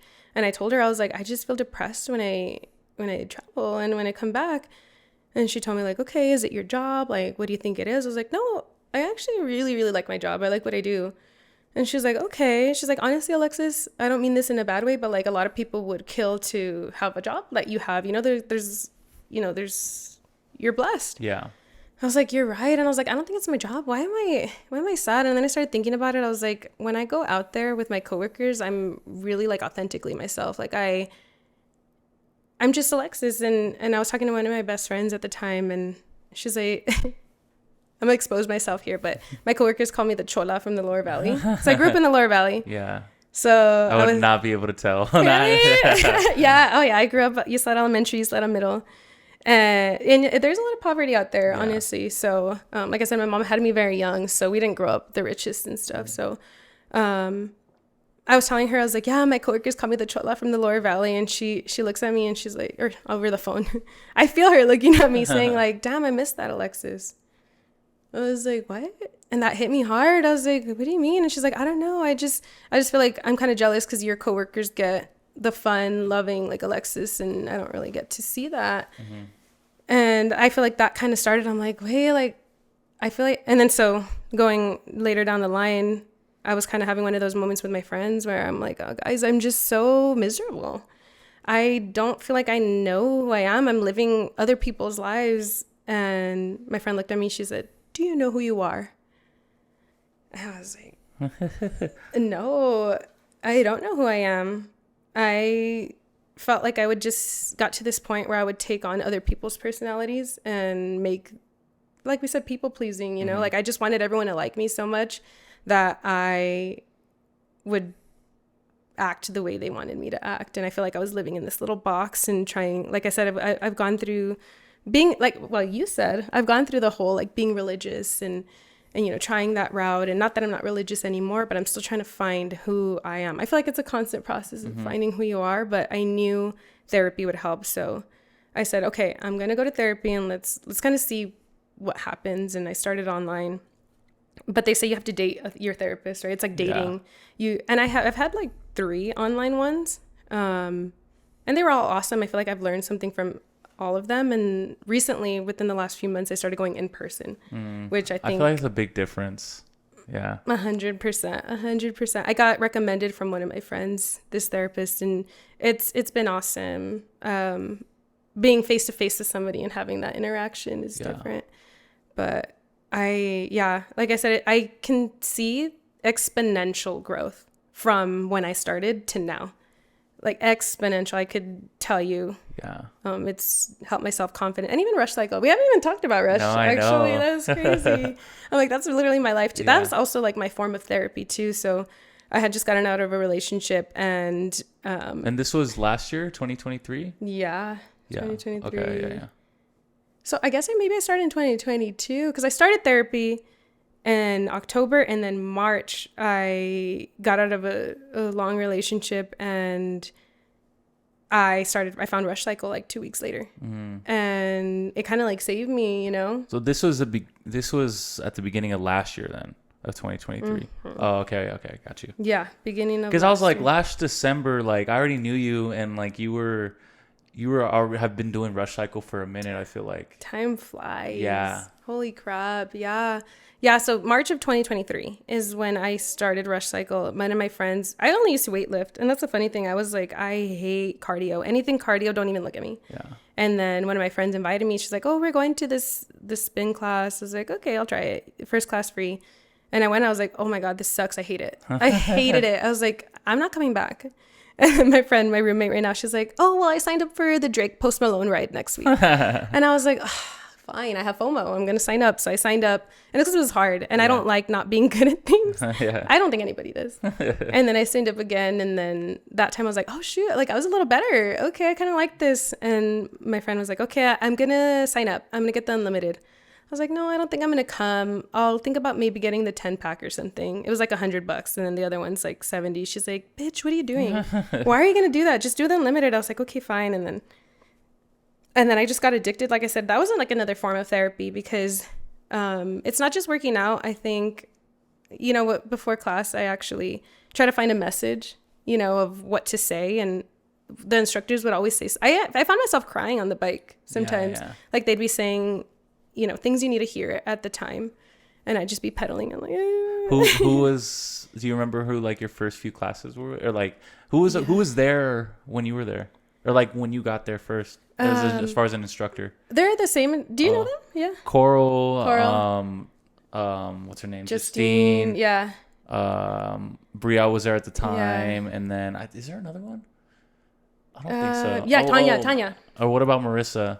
Yeah. So Okay. actually, I think my first classes were with Justine and Mars. Oh, okay. And Mars is actually the reason I became an instructor, because I never once did I go to Rush Cycle and think I was going to become an instructor. I was like, didn't even cross my mind. But I'm one of those people where, and my friends know this about me too, I like something, I go balls to the wall. Like, I am obsessive when it comes to stuff. I'm lucky I'm not like an addict or anything, because like once I found Rush Cycle, I would literally sometimes go 3 times. I would go at the 5 a.m. class, and then I'd go to the 5:45 and then the 7. Wow. I was addicted to it. So I would go all the time. So I think they started to know me, and then it's fun. Like I said, it's not even just about the workout. It's about the energy and the people you're in there with. For sure. And I never did like group classes before, but you're like encouraged to go woo and like cheer. I've been a few times. Yeah, it's fun. Yeah, so it's fun to like give into that energy. So I think Mars saw something in me, and I'm so grateful to her, because I remember they were having auditions, I guess, and she messaged me and she said, "Hey, I think you'd be really great. You should audition." I was like, "Really? Like me? What the hell? Like, are you sure?" Yeah. She's like, "Yeah, you just have to, prepare 2 songs, and then you audition in front of us." And this is where the confidence comes in, because like, hell no, like I've never done anything like that. Yeah. And they say it's the willingness to try. I was like, okay, I'm willing to give it a shot, and I do believe that you should try different things, and naturally the doors that open will open, and the doors that aren't meant for you will close. So that's the mentality I try to take on now. Like, I think I tried doing like a graphics design company at some point. So like I was starting that journey, but then I started Rush Cycle. So now that one kind of closed for now. And not that I won't go back down that road, but it's like, okay, it's kind of like God, or, showing me like, okay, we're not going down there, we're going this way. And that's kind of what happened with Rush Cycle. It was like, okay, prepare 2 songs. Okay, let me start there. And I try to take it step by step, right? It's like, okay, all I have to do is prepare 2 songs, figure it out. And then it's like, okay, I just have to get up there and do it and see what happens. If it's meant for me, it's meant for me. And I'm a control freak too. Yeah. That's something I've really, really had to work on too, is being okay with things not going your way. Because I feel like when you're younger, you throw tantrums, and like you said, it's normal to get anxious and stuff, but just reminding yourself and sitting there like, if it's meant for me, I believe that whatever's meant for you will not pass you by. I don't think there's even like people you're supposed to meet and stuff. There's nothing you can do to mess up what's meant for you. Like it doesn't matter, because, we cringe sometimes like, oh, why did I say that? We overthink and we dwell on like, oh, I shouldn't have said that to that person. I shouldn't have sent that text. I shouldn't have done that. And I'm like, no, because the right person or the right opportunity for you won't pass you by if it's actually meant for you. And if it did pass you by, that's nothing that you did. It just wasn't meant for you. It kind of helps with that self-doubt and that like bad self-talk and like putting yourself down and thinking you're not worthy of something. Yeah. I definitely love that message, because it's so true. Like, I think we've all been there where we say something, we're like, what the fuck? Like, why did I say this, bruh? And then you're just like, and then I got to a point where I was like, dude, if it comes to like relationships or another like significant other, if it was the right person, they wouldn't mind. Yeah, like, it would just flow naturally. Yeah, exactly, bro. Yeah. So I think that's something everybody should adopt. But like I said, I think it just takes time and maturity. Because I think when I was younger, it was just like, felt like the end of the world type thing, It's easier said than done, though. Like, even me sitting here, like, it's harder putting into practice, because you hear those things also like buzzwords of, get out of your comfort zone. I heard something where they're like, oh, yeah, we all like to say, like, be comfortable being uncomfortable. But when you're uncomfortable, it's uncomfortable. Like, you're sitting there and you're like, oh, my God, like, I need to get out of here right now. But then you sit there and you're like, okay, wait. I heard something that says effing first time. FFT. I think it's Mel. Have you heard of Mel Robbins? She's a psychologist. She has a podcast. Sounds familiar. I love her. I listen to her stuff. So she was talking about FFT. It might not be Mel Robbins. It might be someone else. But effing first time. So it's normalizing the first time you do anything being really hard. And, you sit there and you're in the discomfort and you're like, oh my God, this is awful. But you're like, wait, this is normal. Yeah. This is my first time doing something. It's normal to be feeling this way. And it kind of makes you feel better. Like, okay, breathe in, breathe out. Like, it's going to be okay. It's normal for it to feel uncomfortable. You're uncomfortable. That means you're doing the right thing. Yeah. And then you kind of get past it and you're like, oh, okay. How long after Rush Cycle did you start to get comfortable? Because I'm sure you're still pretty nervous before rides and stuff for a while. So how long did it take you to kind of get used to it? Or maybe you still get nervous. Yeah. I don't know. It depends. It depends on the day. Actually, this is cool. So I had a therapy session with my therapist. This was fairly recent. And she had me do like some inner child healing. So she had me like think of myself when I was younger and picture myself when I was like, I don't know, 8, 9 years old. And like she said, even to look at a picture of myself and just look at her and be like, Alexis, like, I forgive you. And you're just like, what would you say to your younger self? And we kind of closed our eyes and, you know, we had a really nice, it was just so healing. It was one of the best experiences I had. And like, that's the difference between a person healing, right? Yeah. So she was able to be there and sit there with me and we kind of talked through some things. And that day, I remember I had class, I think it was a Thursday, and I had class right after. And I was driving over there and I walked into a rush cycle. And that was the first time I was like, genuinely no anxiety, happy to be there. I walked in and I felt like this big weight off my shoulders. I was like, I'm a badass. I'm here to do this. It's going to be a fun class. And I actually got the most feedback that day. That it was one of the best classes I'd had. Wow. And that's one of my biggest things. So people like to say like, oh, I love the playlist, I love this. But I think the biggest thing about something like that is the energy you take into it, right? So as the instructor, you set the tone and you set the energy for everybody. So I think that's what's helped me a lot too, to push me. Sometimes you just don't feel like it. Like, even especially the 5 a.m. classes, right? You wake up and like I said, I'm not usually a morning person. I shouldn't say that. I don't like to label myself. Yeah. A lot of times I wake up and I'm tired. Yeah. And you have to. Like, people are paying for this, you know? So it's kind of one of those things where sometimes I'll put on like a meditation podcast. 5 minutes. I'll Google or on Spotify put 5-minute meditation morning, and then I'll put it and I'll just lay down and I'll listen to it, and it kind of puts me in a better mood. But it's kind of those things that force you to show up and, you know, be your best self and kind of push you out of your comfort zone and be, I don't know, in good spirits. No, I agree, because that's something like because it would be tough.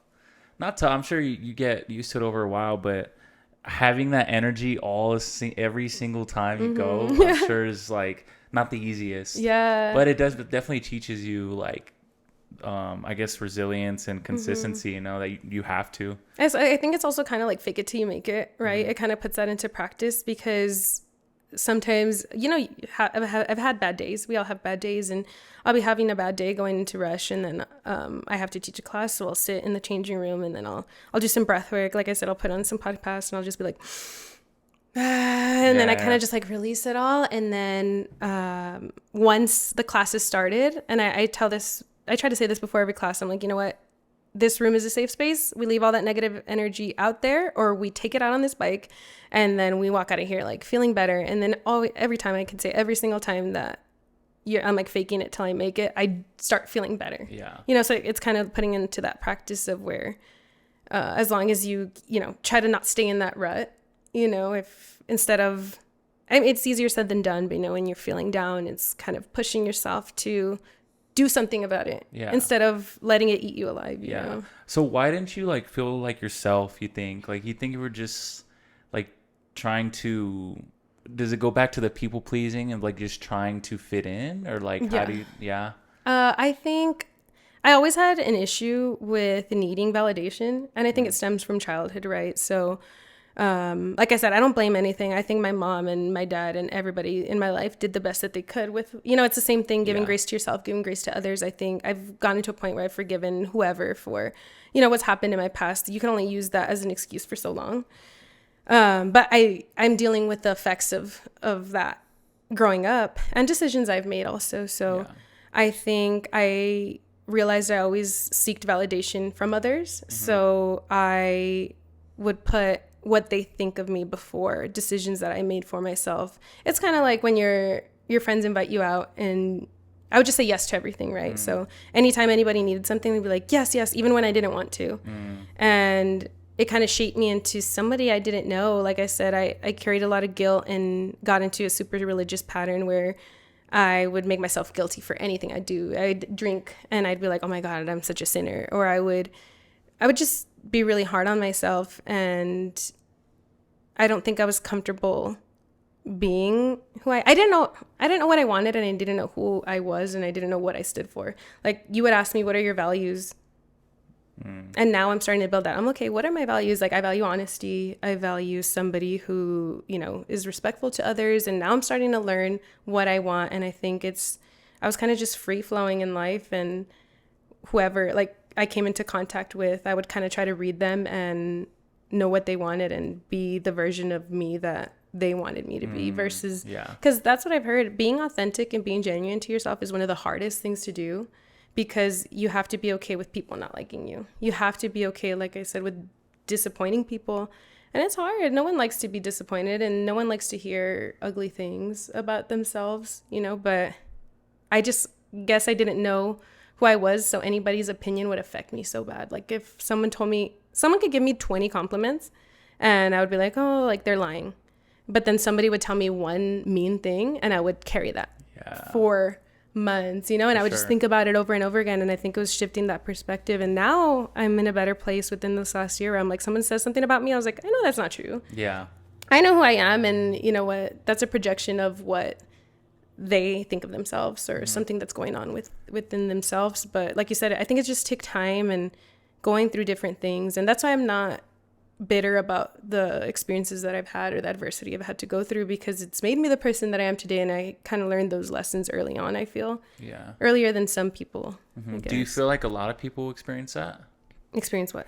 Like the thing that you experience when it was like they don't even know who they are at some point. Yeah. You know? Yeah, actually. I think so. Yeah. Especially, maybe, I wonder if it's more like what's the word, common in our generation. I'm sure everybody's gone through it, but I definitely know a lot of people where they just feel like so lost. But it's definitely a validation thing. Yeah. Because I've experienced, like, it's crazy, like, when you say that, because I experienced, like, very similarly. It actually happened when I was in Thailand. Like, it was a specific moment where I remember, like, first of all, I was just in the most, like, I was so anxious at one point. I was like, I've dealt with panic attacks in the past. Yeah. Thankfully, in the last. Where do you feel it? Like when you get anxious, like where do you feel it? It's, for me, it's very much like a bodily sensation. Like when I'm really anxious, like I've literally, like, I can't sit still. Like, I'm just very, like, just antsy. Like where? Because with me, that's one of the questions my therapist asked me. She's like, I told her, I was like, I get in like fight or flight. And she's like, okay, where do you feel that? And I was like, I feel it like right here. Yeah. Like, I feel like I can't breathe and I feel like there's something stuck here. And she's like, I believe that means you're not speaking your truth. Like for me specifically, it's that I wouldn't say what I was really feeling and thinking. And I always had a really hard time speaking my truth, you know? So that's why I kind of asked, like, where do you feel like? Because I feel like everybody kind of has a different way of coping and feeling their anxiety. And like, I feel like it relates wherever in your body you're feeling something is kind of trying to tell you something. You know? I definitely feel it like right here. Like, in the back of your neck. Yeah, I think it's just like, I think now you say that, I feel like it has to do with just pressure I'm putting on myself for just trying to make everything go the way. Do you feel like you looked up to your brother and you feel like you have big shoes to fill or something? Or like, where do you think that... That's such a good question. Because it has to come from somewhere, right? You say pressure, and I'm like, okay, who's putting that pressure on you? And that's one of the biggest things for my therapist. I told her too, I was like, I feel like no matter what I do, it's never going to be enough for myself. Like I could win a Nobel Peace Prize and I'll still be like, that's it. Next, yeah, that's it. And just other things, self-talk. And she's like, Alexis, nobody thinks that about you. I'd be like, oh, people probably think I'm nasty and blah, blah, blah, XYZ. She's like, nobody thinks that. And she's like, I hope you know everybody walking around like does not think that about you and blah, blah, blah. So I feel like it's the same thing for you. You know, it's nobody is putting pressure on you. Like your parents are going to love you no matter what. Your family's going to love you. Your friends are going to love you no matter what. Like, where's that pressure coming from? That's a good, I don't know. I think it's just, I think it's very much just self-inflicted. And I think it's just, I guess just the expectations. I don't know if it does come from trying to fill shoes. I think it's just like within myself. Because I do talk to myself a lot, like unconsciously. But yeah, I think it's just very much an internal thing within myself. But like I had gotten to a point, like I said, when I was over there, where I was just having so many panic attacks. Like it was just so hard to overcome that. And then I was just like, how did I let myself get to this point? Yeah. Like, I don't even know. I don't love myself. Like I genuinely like was so like disgusted by the thoughts I was thinking about myself and just like, bro, like, how did I let it get to this point? Yeah. But I feel like none of this would have been possible, or like if I wouldn't have made that growth and made that shift if I didn't go through that specific thing as hard as it was, you know? Because it was hard. It was the hardest thing I ever went through. But living in Thailand, or no, it like just what I was going through at that time, which was just the panic attacks. Like, oh yeah. Because it was crazy when what triggered them though? That's a good question, because like when I was in college, like before I had went to Thailand, maybe a year before, I had like my first experiences like with the anxiety and the panic attacks, and I think a lot of it had to do with being away from home and just like not knowing what I wanted to do, and a lot of those different factors. But I had kind of stopped having them. I had got into a better place, and like I was doing well, and then I went to Thailand, and then unexpectedly I started getting really anxious over there. So it was just but it was a lot worse. Like even though I knew like I had anxiety, it's like I couldn't stop them from happening. Like I would feel it coming about, like the panic attack, but you didn't know what to do about it. Yeah, exactly. So I was just like, fuck, dude, like I just keep having panic attacks. I can't, like at this point I'm not getting any rest. Like I'm just so anxious. When did they stop though? Like how did you get them to stop? So I came back, and it probably took like a week or two for me to stop having panic attacks. Like I just I actually got on medication for it. Yeah. And I mean, I haven't had panic attacks since then, since I came back from Thailand, and it took me a while to actually really like be okay with and just kind of feel normal, because I was having them so consistently. Like I was probably like having like 3 or 4 a day, but then it got to a point where I was able to like, you know what, like all right, I'm calming myself. It was just such a weird experience. Do you feel like you've overcome it, or do you think it's something you're gonna like, keep dealing with? I think I understand myself to a point where like I feel like I can overcome it. And I mean, it's been so long since I've had one. At the same time, there's a lingering fear in my head of like, damn, what if I go back to that, you know? Yeah. And thankfully I've been such in a blessed position where like I feel good. And I think what I was getting to also is that since that time, I felt like I've been able to just be 100% myself. Yeah. Because I was just like, yo, if I've went through this, and like I've been through like the hardest of hard when it comes to my own life, like why can't I just, I mean, essentially I just didn't care anymore. Like I was just like, you know what, what's the point of just trying to fit in, or just trying to be different? Like just be like that's where I started to just really feel comfortable in my own skin. And really that's when I started the podcast.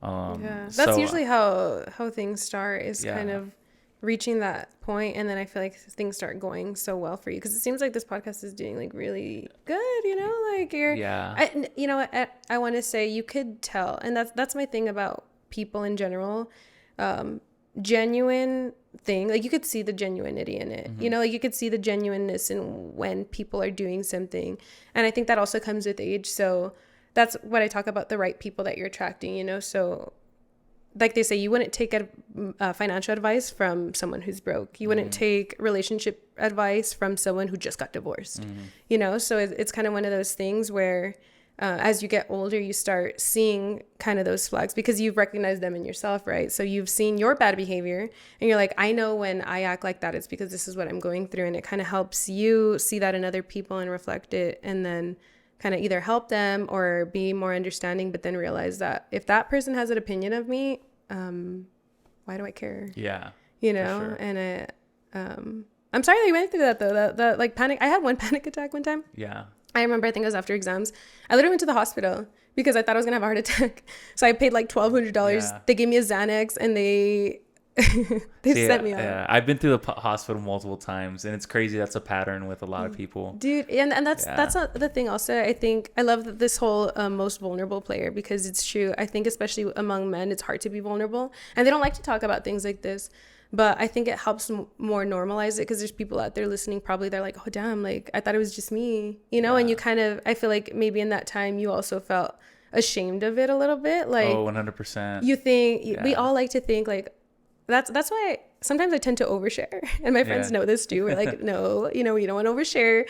I've been learning boundaries and stuff, but I think the reason I tend to do that is because we all go through really hard things, and we're all really embarrassed of certain things that we've been through, but it kind of helps normalize it and make it seem like you're not alone. For sure. And like even one of my coworkers was recently telling me about a time he went through that too. And same thing, he grew up in the church, and he grew up with beautiful parents who, even I was so shocked, he kind of helped like relight the faith in me too, because you know, you come into contact with different people who kind of make you like, oh, if you go to church and you do that, I don't want to be a part of that. But we can't generalize because, you know, everyone's different. But he had a similar experience where he had great parents. They even told him, like, we don't want you to blindly follow what we follow. I want you to make your own choice in your faith. And he did. And he told me, he's like, I still struggle. I had a point in a time where he was having panic attacks, and very similar. That's why it's so crazy that you're telling me that right now. He said that he's 35 too.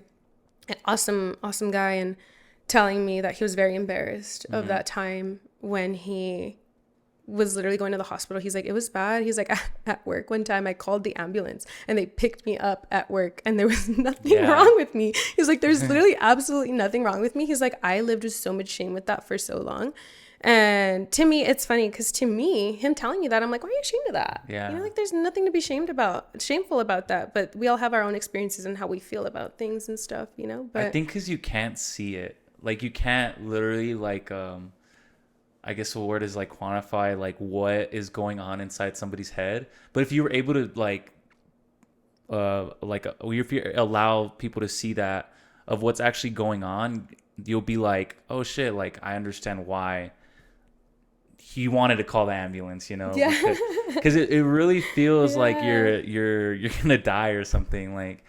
And you feel like you can't breathe. For sure. And you can't, because your body's like, you're actually having changes within your body that is kind of allowing or not allowing yourself to breathe properly. You kind of like hyperventilating. It's just a lot of things. And I was definitely embarrassed as shit. Like, especially coming back. Cause I was doing YouTube. Like I was doing vlogs over there. Like I was doing the whole travel vlog thing. Like I had told people like what my plans were. Yeah. And I guess that was a lot of the pressure too, because I actually had a lot of people tuning into my vlogs. And then the fact that I had to come back, and the reason was because I was having panic attacks, was like, bro, like, this is it's fucking sad crazy. That there's shame around that too. And I can't sit here and say that I don't struggle with the same thing. Like putting on a certain persona, or like not persona, but you know, like we said, the highlight reel of what it is. But it's sad that there's shame around that. That why we tend to be embarrassed of something like that that's so, I don't want to say normal, but that so many people struggle with. Like where did that stigma come from of being embarrassed to have anxiety and all that, you know? Like it's sad that we all feel shame around that, when it's not anything to be ashamed about, because once you acknowledge that you have something like that, you do something about it, like you said. You know, you kind of take those steps to feel how you could overcome something like that. And I think that's something that we're all going to struggle with at some point. You know, it's something that's common to everybody. But I also kind of around the same topic, I think about it. Someone made an analogy to me one time, is when you're ashamed of something or embarrassed or something hurts your feelings that somebody says, like if I tell you, oh, you have pink hair, you're gonna be like, no, I don't. Because you know you don't have pink hair. But if I tell you like, oh, you're a really shitty person, you're going to, you know, you kind of, why do you like internalize that? Because, am I? Because there's a certain part of you that believes that, you know, in yourself. And so I feel like that's kind of how it is when we're like embarrassed and shameful of things. It's kind of like, there's a certain part of you that thinks that that's shameful. Yeah. You know, but why? Yeah, I think we're just wired, like we're just completely like raised that way, you know. That's so crappy. Yeah. Like it has a lot to do with, I think, societal values. And for sure. And it's crazy because the more I like talked about it, and the more I talked to my parents, like my dad, who's the most like not macho, but he's an old Mexican dad. He literally he was having panic attacks, and he just never told me. Like he was going through this like when he was younger. Yeah. And I'm just like, dude, like... Because he was probably, I mean, in that generation too, they were probably told like, shut up, get over it. Exactly. Which is sad. And I think especially more so in Mexican culture is nothing's ever talked about, you know, and if you do, it's kind of like, shut up, because that's generations of being told like just to suck it up. And that's why I say that, because people like to think you're so strong if you stay quiet and push through, you know, like, oh, you're going through such a hard time, I couldn't even tell because you're so strong.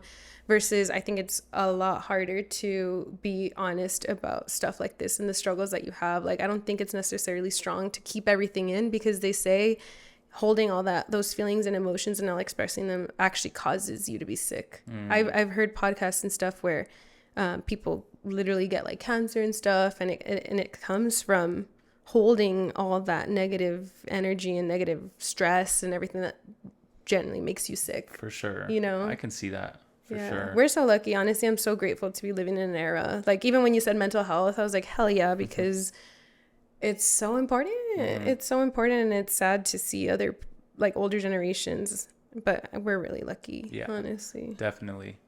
And yeah, I think just knowing that other people, especially people that you would never think that like go through the same thing, it's made it a lot easier to kind of talk about it myself.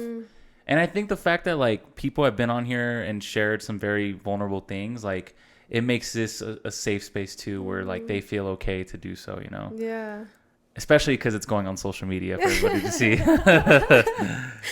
Yeah. I feel like I'm still trying to figure out how to be more authentic on social media, you know, and not picking so much on like what I look like, because I feel like even just as women, I mean as guys too, but I think we're so like, oh my god, like look at my long hair right there. Or, you know, like we're so quick to like nitpick ourselves. And I remember this is gonna sound kind of dumb, but I remember being younger and being like, I will never step foot out of the house without makeup. Like no one will ever see me. Like, you know what I noticed too is that I think that's not a strictly El Paso. Yeah. But I think it's a big thing here too. Yeah. I don't know why, but I think it is. Yeah. Okay, so for me, there's a difference between like going somewhere and looking put together, you know? But I think there's something with that stems from insecurity. So I told myself, I was like, okay, I'm going to record myself and I'm not going to have any makeup, and I'm not going to like cover my dark circles or like something, you know? Like, it's a way of showing myself like, okay, you know what? This is me. Like, there's nothing I could do about it. This is the way I was born. So I just have to accept it. And if I accept it, others will accept it too, you know? But yeah, social media is a whole nother, I don't know. So you're 24, right? You're class of 18. I was class of 2015. I also feel like there's even more like gaps between even just that age. Like, what do you think is the difference between like I think like Gen Z, millennial, because I still kind of identify more as a millennial sometimes than Gen Z. You're full on Gen Z. Yeah, right? Gen Z. I think well, I think I would when I think about it, I think about when social media really popped off for us. So like I was like maybe in 7th grade. You were maybe in ninth or junior year. If you're in 7th, 4 years, right? I was 15. 15. But I'm thinking like Instagram and like when I was really on it. When Instagram first came out, I was a freshman in high school, I remember, and I thought it was a photo editing app. So I thought it was just like cool effects. Yeah. So I would post everything. Like literally, I archived all of it because I would post my boobies bracelets. Like, I would post anything because I didn't realize it was like social media. It was MySpace. But did you have MySpace? No. See, okay, I was a little too young. Yeah. That's where the differences come. So I did have a MySpace. That's kind of where mine started. I had a Gmail, or no, a Yahoo, and then I made a MySpace, and that was a whole era in itself too. You know, MySpace happened, and then you would have your top friends, and then if you weren't in that person's top friends, you were fighting. You know, or you would hack each other, and you would go and write stuff on each other's profiles and stuff. And then Instagram came along, and then Twitter, and then TikTok I remember thinking TikTok was for kids, because what was it before? It was just like a music, Musical.ly, there you go. And it was little kids just like lip singing, and then you're good. And then I remember thinking like, oh my god, TikTok's so stupid. And then COVID came, and now we're all on TikTok and stuff. It's social media is a whole giant in itself. I think everything has like a double-edged sword, right? For sure. Like it's really, really good for marketing and really good for content and resourcing and stuff. But then there's that. Yeah. Do you feel like dating is different in El Paso? Oh, yes. Why do you say that? I'm curious to what you say What first. do you say? I think it's hard because I think like the 1 degree of separation thing, Yeah. you know? That So was what I was going to say, yeah. everybody knows each other and you probably hooked up with someone's cousin and you don't even know. Yeah, I think dating in El Paso is different. And I'm not saying against it, but I think also you have to get to a point of maturity where I do believe, and it's hard to do, you know, is when you meet someone and you make that decision to talk to each other, you can't dwell on the past. You can't, you don't want to be judged on who you've been with, what you've done. And I think it's all just about communication. And as you get older, the more baggage people have, right? Yeah. So the more things you have to be okay with. Like now I'm starting to think, okay, if someone has a child, is that something that I'm willing to take on? And I think it's just about finding somebody who has that similar values as you and just doesn't judge for it. Because we've all made mistakes. You can't sit here, like they say, throw the first stone. And I think I think the hardest part about finding someone in El Paso is finding somebody with that mindset to not judge. Like even hearing people say like, I would never date like a bartender, like blah, blah. I was like, that's so messed up. Like find someone who, you know, aligns with your values. And as long as you're willing to grow and have an abundant mindset. But I don't know. What do you think? I would agree with that one. For sure, you've hooked up with somebody's cousin. Nah, I'm just kidding. No, all jokes aside, no, I for sure, I would agree with that. Yeah. I think it's just, yeah, it can be a little bit, it's just a natural thing whenever, like, I guess you start talking to someone and you're like, oh, you talked to this person? Like, or you say like, dude. oh yeah, I'm going to go on a date with this person. It's like, oh, he F my friend. Yeah. Like, and you're just sitting there and you're like, oh, yeah. Or you're out and you're 7 times out of 10, you're going to see your ex when you're out with like someone else, you know?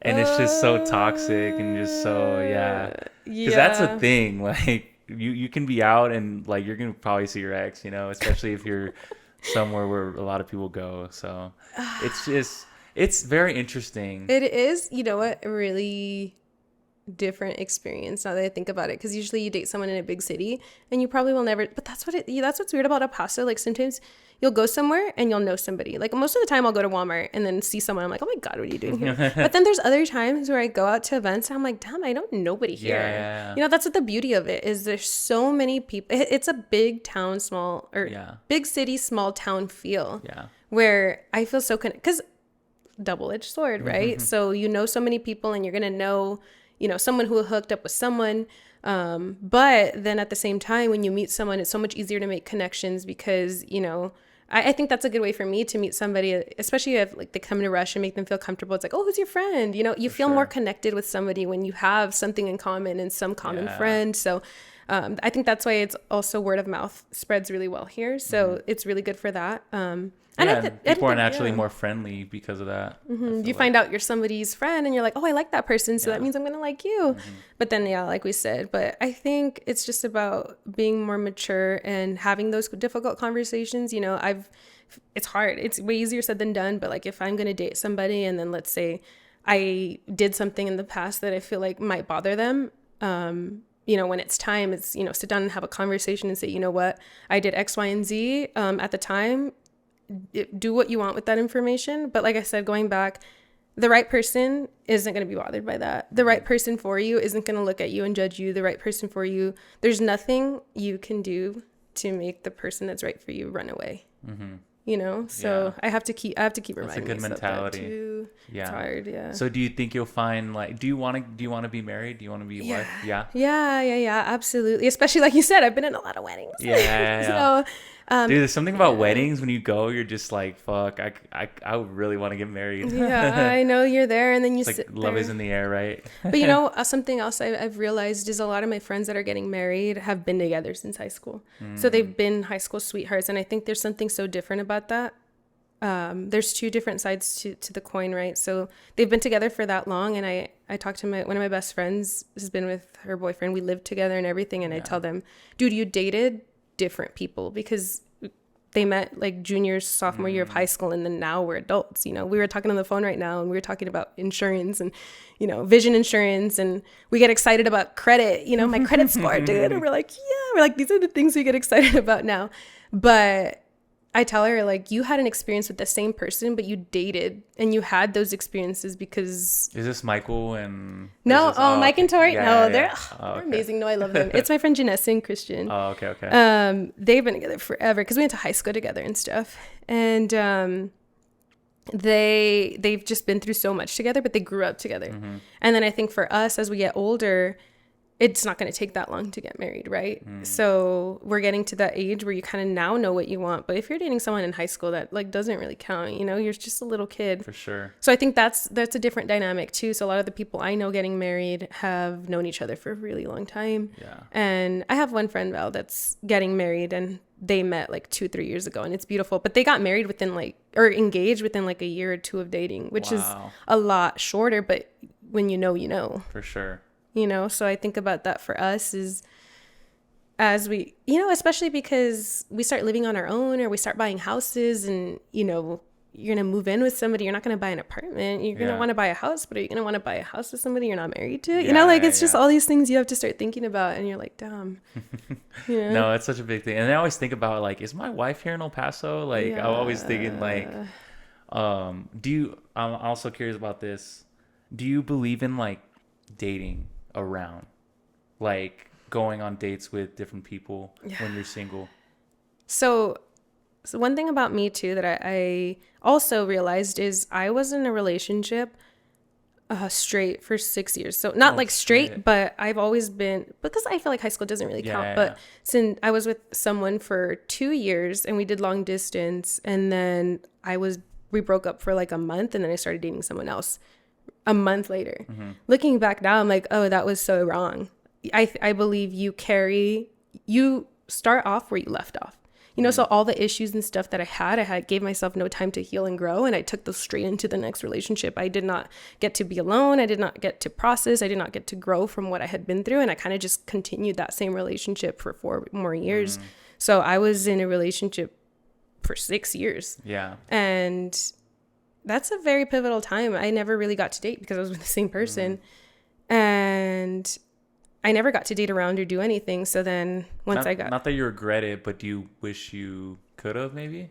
So honestly, I don't regret it because, like I said, no coincidences in anything. And I think that maybe that's what I needed at the time. Yeah. You know, I was in school and I was really busy. So I don't know if I even would have dated.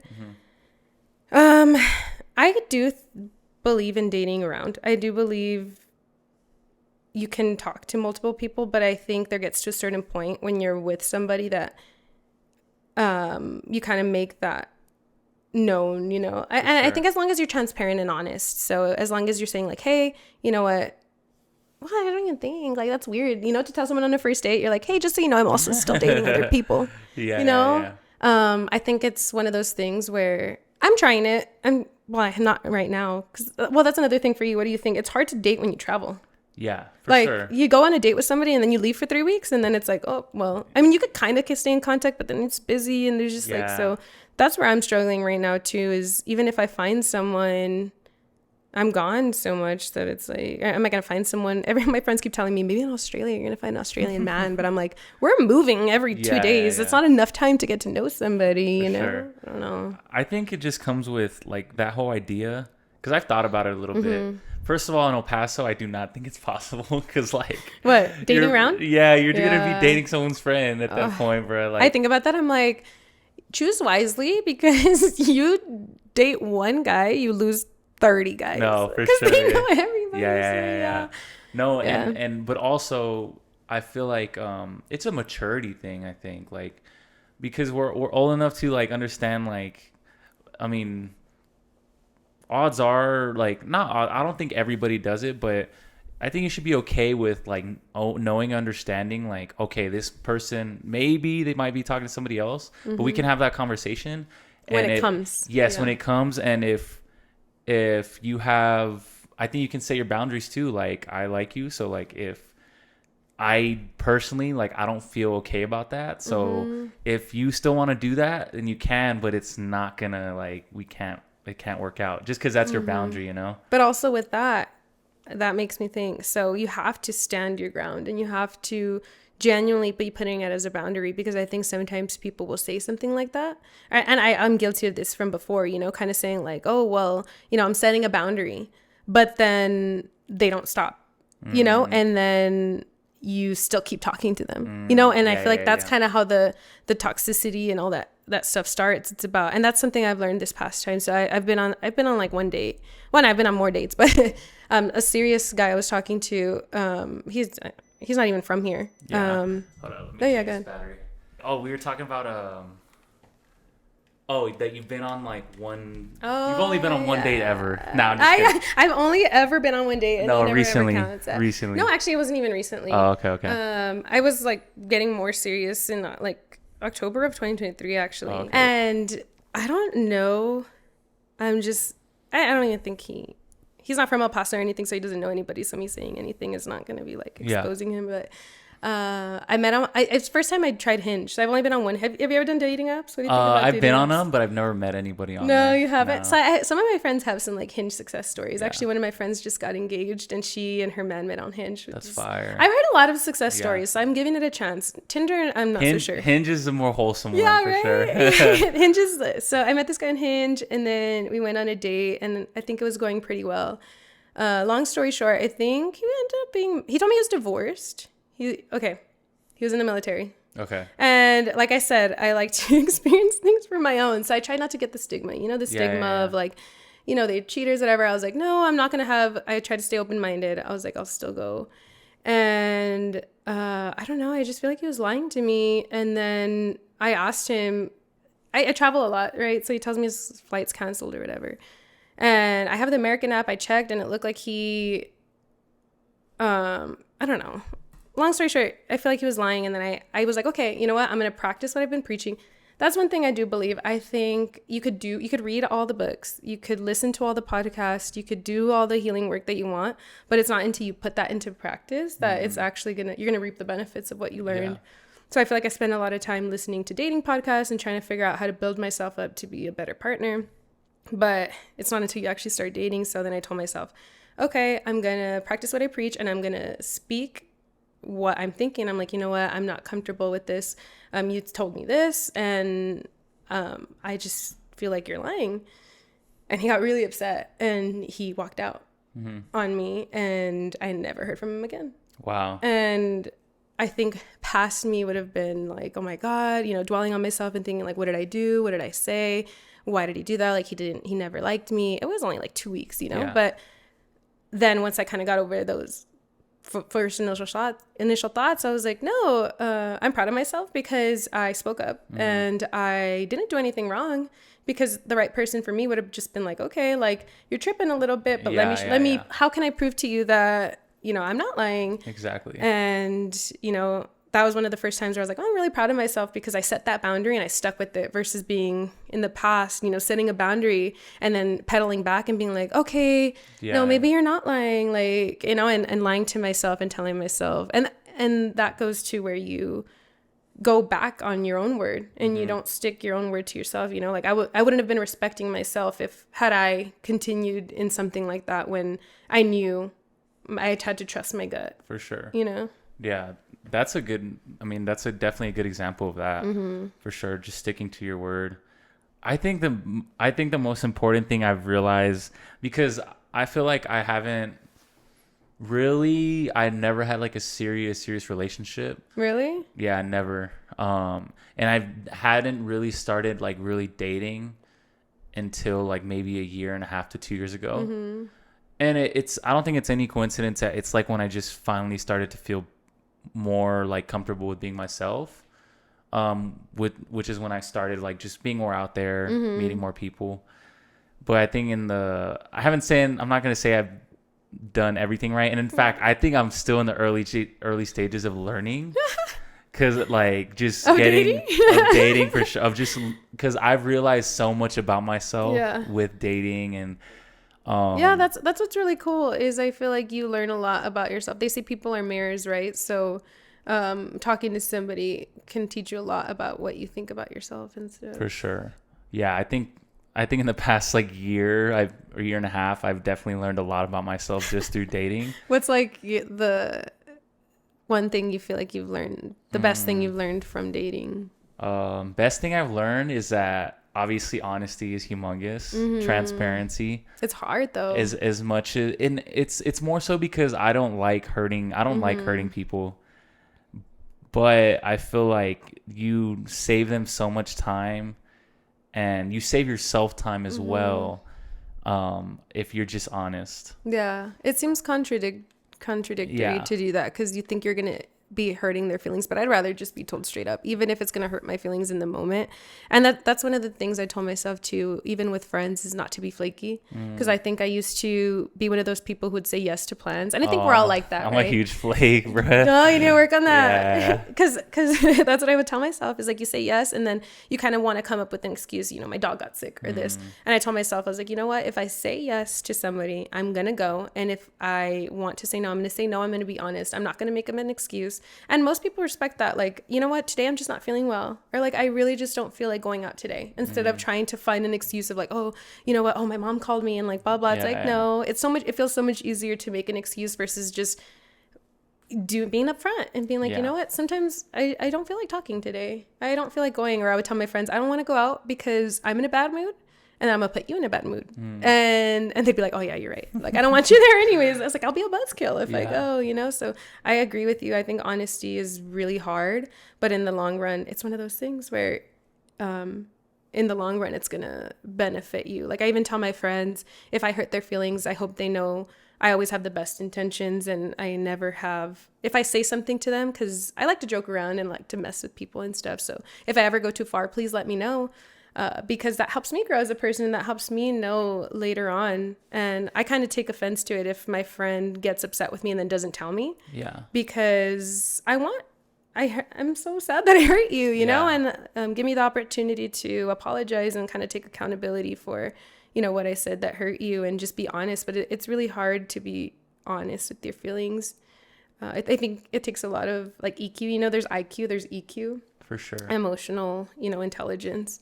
I feel like you're working on that too, right? Like, yeah, I think I've definitely, and I think the biggest thing I've learned is like, you know what, like obviously everybody has certain standards, and like, I don't think you should be ashamed of having those for yourself, you know, and like not selling yourself short just because like you want someone to like you anymore, you know, or like you want to, yeah, I don't know, just maybe prolong something, or even, I think it's just so much like, if you know what you want, and maybe you don't see eye to eye with that other person, like that doesn't mean that the other person isn't a good person, or they're not.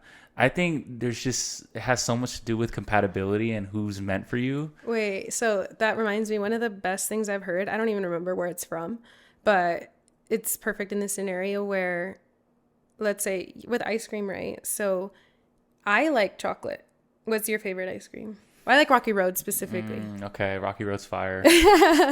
I say like a solid like cookies and cream is pretty good. You're basic. Most guys like cookies and cream. For real. But just because I like Rocky Road and you like cookies and cream doesn't make either one better than the other, right? It's a preference. Nah, actually, it's a preference, right? It's just what you like. And so that really spoke to me when it comes to dating. And like, let's say, you know, you got left for someone, or you see your ex with someone else, and you're kind of just like, oh, what do they have that I don't? Yeah. And it's kind of putting yourself in that mindset is like, has nothing to do with you. It has nothing to do with that person being better than you. It's just, that's a preference that person has, or even for you, you know, there's nothing wrong with just not getting along with someone or not being into someone, as long as you're honest about it. It's like, you know what, it's not working out. And then you kind of just move forward and be fine. But yeah, like, just because someone likes someone and not you doesn't make them better than you. It's just a preference, and that's one of the biggest things for me. Learning in therapy is not taking everything personally.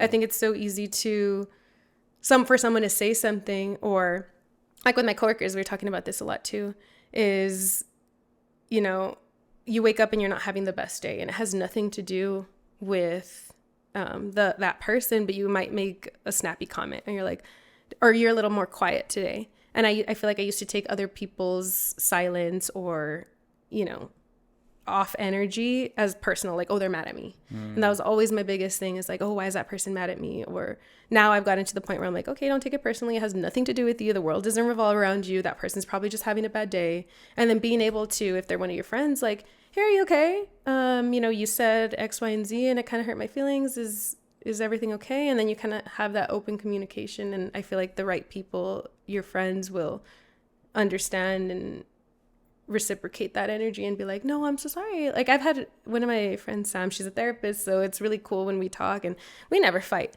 But I think one time my feelings got hurt because I felt like she wasn't paying attention to me or something. And I told her, I was like, hi, I was kind of sad. And she told me, she's like, oh my God, no. Like, she was going through some family stuff, and she kind of just told me that, and that was it. That was the end of it. So I think it's once you start growing and getting healthier, the right people, like, okay, what do you think about, I used to think about this often, is that 5 people that you surround yourself with is a reflection of you. Yeah. How do you feel about the five closest people to you?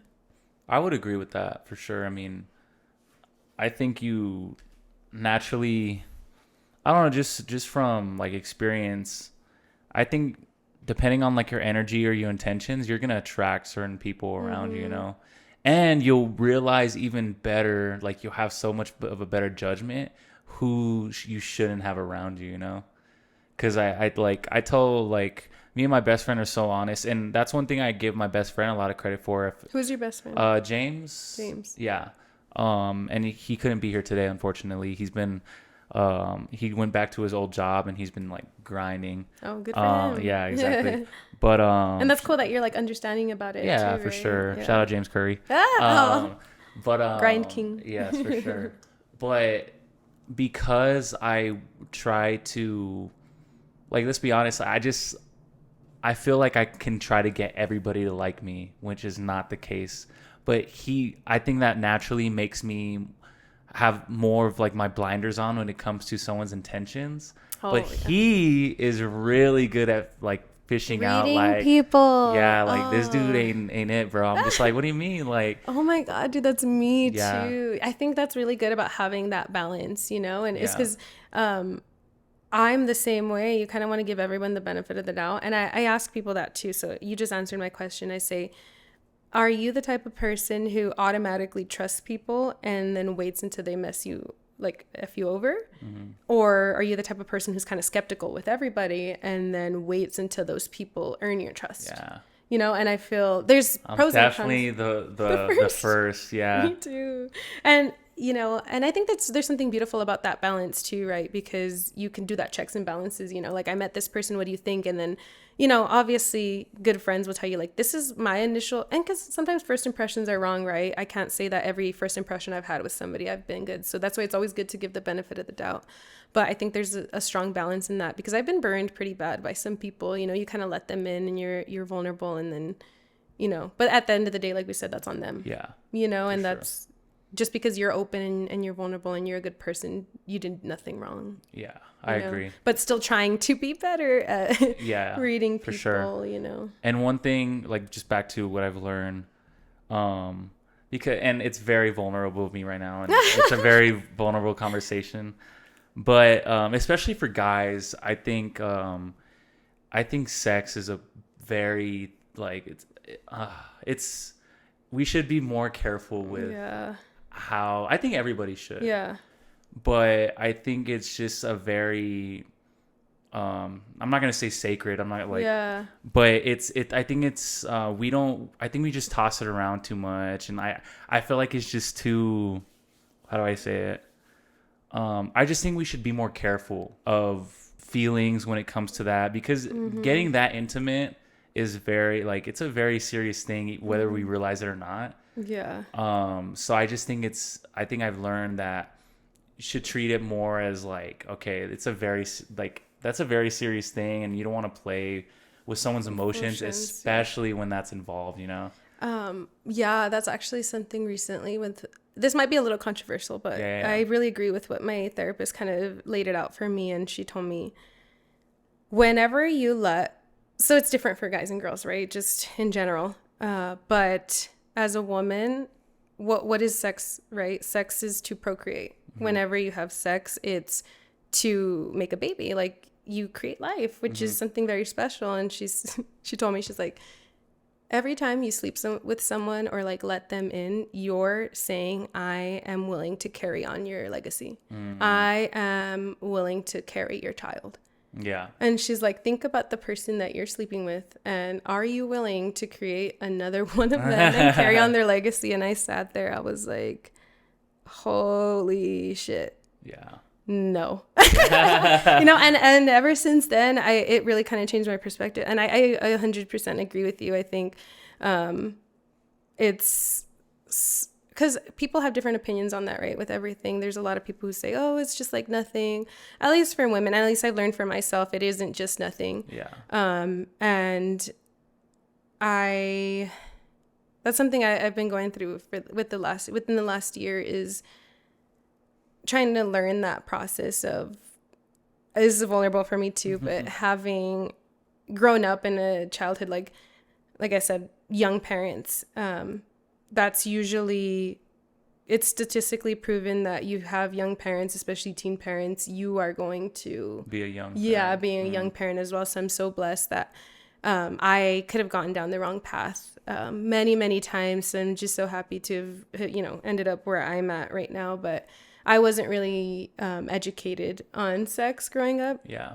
I don't think a lot of people are. I think it's a very hard conversation to have, but I've talked to some of my friends who have kids, and we kind of want to change that going forward. Like, if I have kids, I'm going to be completely open and, talk about it. And I think because growing up, some people, it's just not talked about. It's like, shh, like, you don't talk about that. You learn about it from the movies, or like, it's like, oh my God, that's so, what is that? And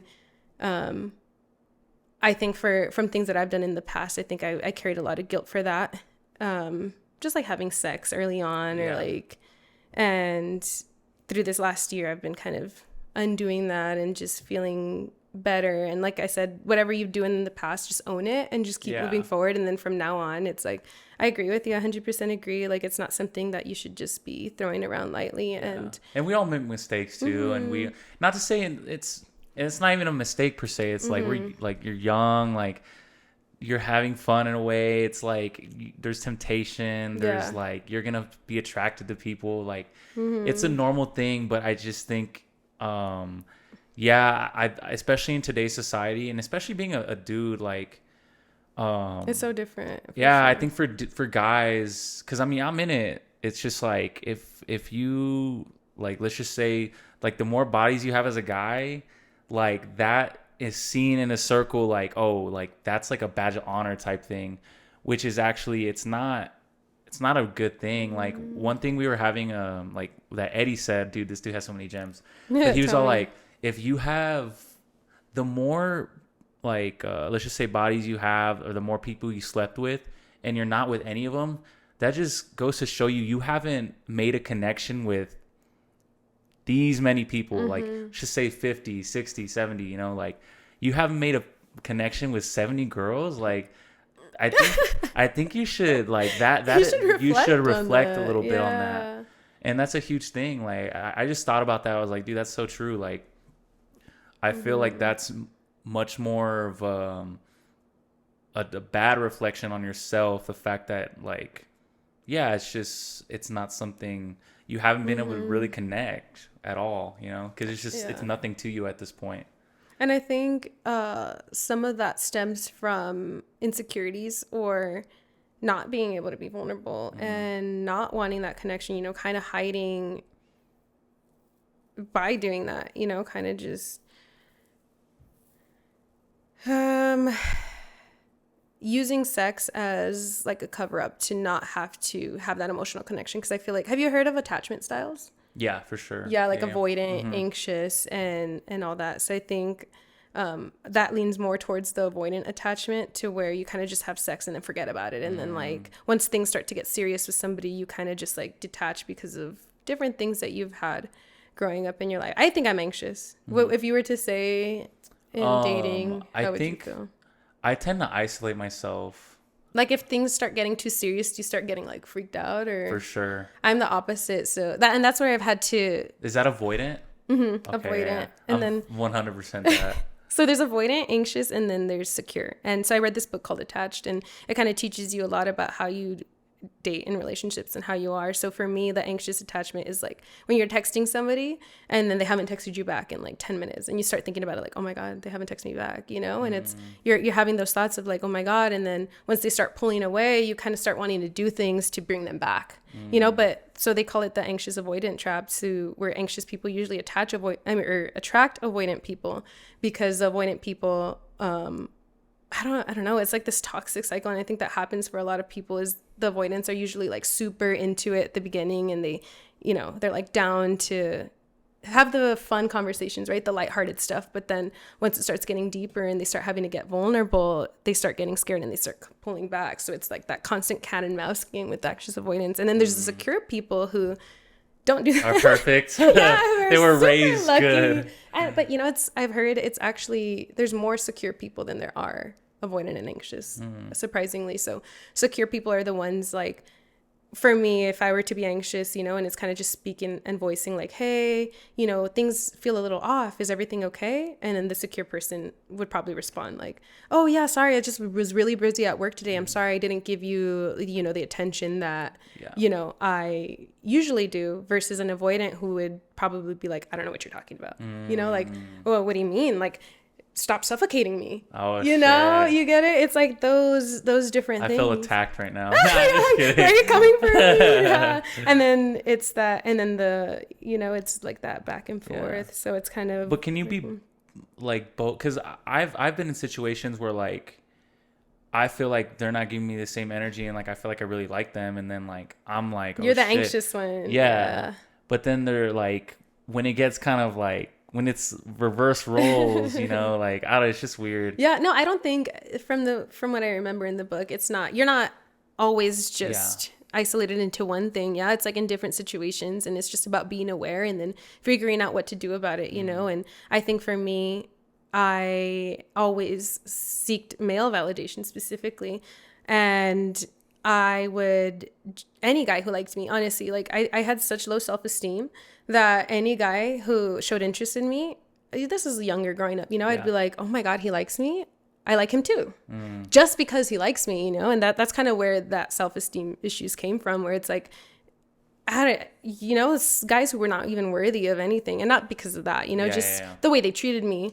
And I would just accept anything because I didn't love myself so much that I would just accept any guy's treatment. And then now within that, now I see that, and now I'm aware of it. So now I have my standards are way higher. But yeah, that's how it is. You kind of, what do they say? They say you accept the love you think you deserve, you know? And so I could see that throughout my dating histories. I, you know, would accept anything. And then later, you know, you kind of grow and then you start noticing the red flags and it's about doing something about it, you know? Sure. And, but you can't believe you never have been in a relationship though. That's like crazy, but you're still young, you know? I mean, you would think I would have been in something, but I don't know. It's the avoidant in you probably. Low key. Just kidding. Also, I was a very anxious person, like especially in college, like. Oh, you ASU, right? Yeah. Isn't there like super beautiful girls there? Yeah, for sure. What happened? I was so to myself. Really? Yeah. I can't even imagine that. Oh, I was a totally different, like, not a totally different person because this is me, obviously. Yeah. But I was so in my shell. Like, I would just go to school. I mean, I had friends, obviously, but I would go to school, go to work. That was it. Where'd you work? Cheesecake Factory, actually. Oh, I love cheesecake. Yeah. Oh my God, it's so good. You know what? This is a good topic too. I think everybody should work in the restaurant industry once in their life. Yeah. What do you think about that? Or at least restaurant etiquette classes, because I think there's a lot of people who don't understand how restaurants work. And 100%. Biggest ick, people who are rude to their waitresses or bartenders or I just immediate no. Deal breaker. Yeah, like sure. I'm walking out. Yeah. But yeah. Because we're on like the deal breaker thing, I'm very interested in this. Kind of might get controversial. Yeah. I know. But I saw like, especially today, I saw a lot of people posting this, like where it was like, don't let your political or who you voted for like destroy your friendships and stuff. Yeah. What are your thoughts on that? Yeah, no, I take the same stand. And this is what I like about just growing and having those same values, because you said it's going to be controversial, but this is really just how I feel is I think my friends all have different opinions, but the really good ones that I talk to, we could just not, be upset about anything. Yeah. And I don't think that is hard, because certain people feel strongly about something, and I don't know. It's just so hard, because I think we should be accepting of everybody's views. Obviously, like I said, there's a certain threshold, right? So it's the same thing with intention. So if someone's maliciously actually looking for something to hurt other people, then that's where I draw the line, But if it's what someone believes because of something they've been through, or I just think we all just have such different perspectives. We see the world through so many different lenses because of the things we've been through, how we grew up. So I think it's really hard and even just when it comes to politics, they separate things into two categories. And it's like, there's no way everybody agrees with everything here and everybody agrees with everything here. And that's just the hardest part, is just being put into this box. And that's a hard one. What do you think? I think, honestly, like, I think it's and I'm not saying people are immature, but I really feel like it's a maturity thing of like understanding that, like, especially when it comes to politics, like you can't chalk it up to these people are all that if you voted for this, or these people are all like, no, because that's not the case. It's not black and white. Like, and I feel like it's just a very irresponsible and like really illogical thing to do that. And I just don't think, and really, like, it's you shouldn't have to either. I really think it's a maturity thing to understand, like, just because like this person may have grew up like completely different than me, or maybe is a completely different position in their life to where led them to do this. But dude, if you're a good person, if you treat me and my family well, like, why is that going to change how I feel about you? I don't know. No, I agree 100%. I think it's more about the person's actions and, like I said, their intentions behind everything. I just always really go back to that, because we're all going to make mistakes, and we're all going to say bad stuff, and we're all going to, do something stupid. And I just always try to remind myself. And I think about that too, even when it comes like to social media and what I post. I feel like a lot of times I would post things to get validation, like you said, to seek some kind of, like they say, you want this one person to see the story, or you want this thing. And then I started telling myself, like, no, I want to post more authentic content and just be more, myself. And I'd sit to myself, like, hey, I'm going to post this. Why am I going to post it? Is it because I want someone to see it? What's my intention behind what I'm doing? Is it because I want this? I'm like, no. Facts. Yeah, I was like, I genuinely just love sharing this. Yeah. Like, I hope that somebody sees this and they think it's cool, or like... You know the amount of times I posted something and I thought about, like, why did I post this? Yeah. I'm going to take it down. Like, there's no fucking reason. And it's not anything bad, but it's the reason why I posted it. So I'm just like, I'm going to take it down, dude. Like... I think that's where everything stems from, is just thinking of, why did I do that?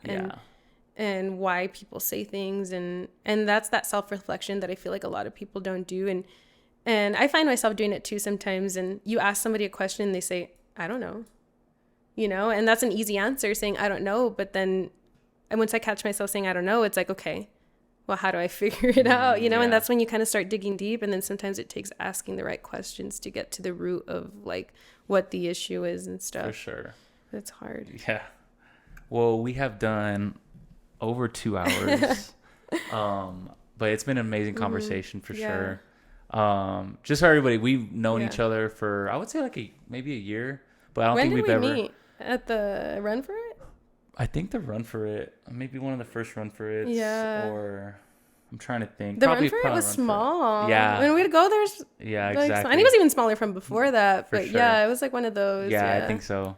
But I think the main thing I love to leave off on is just what would you say to someone who's kind of just going through a tough position, specifically maybe like when you felt like you were lost, you felt like you really weren't being yourself and you didn't really know who that was. Like, what is some advice you would give to someone who's feeling that?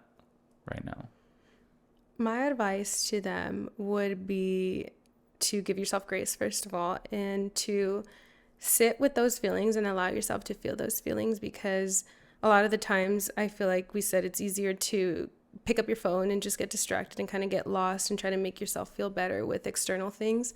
But I think all of that starts from within, and you could change all your external circumstances. You could try to run away. You could try to, like we said, move cities or do something else, but that's not going to change how you're feeling inside. So I think it's really sitting with those emotions and trying to get to the root of why you're feeling the way that you're feeling, and kind of just going from there and realizing that at the end of the day, the person that you go to sleep with, the person you wake up with, the person that you're going to die with is just yourself. So learning how to be your own best friend and being happy with who you are and figuring that. And it's a lifelong journey figuring out who you are. So just knowing that it's normal to be sad. It's normal to not be okay. It's okay to not be okay.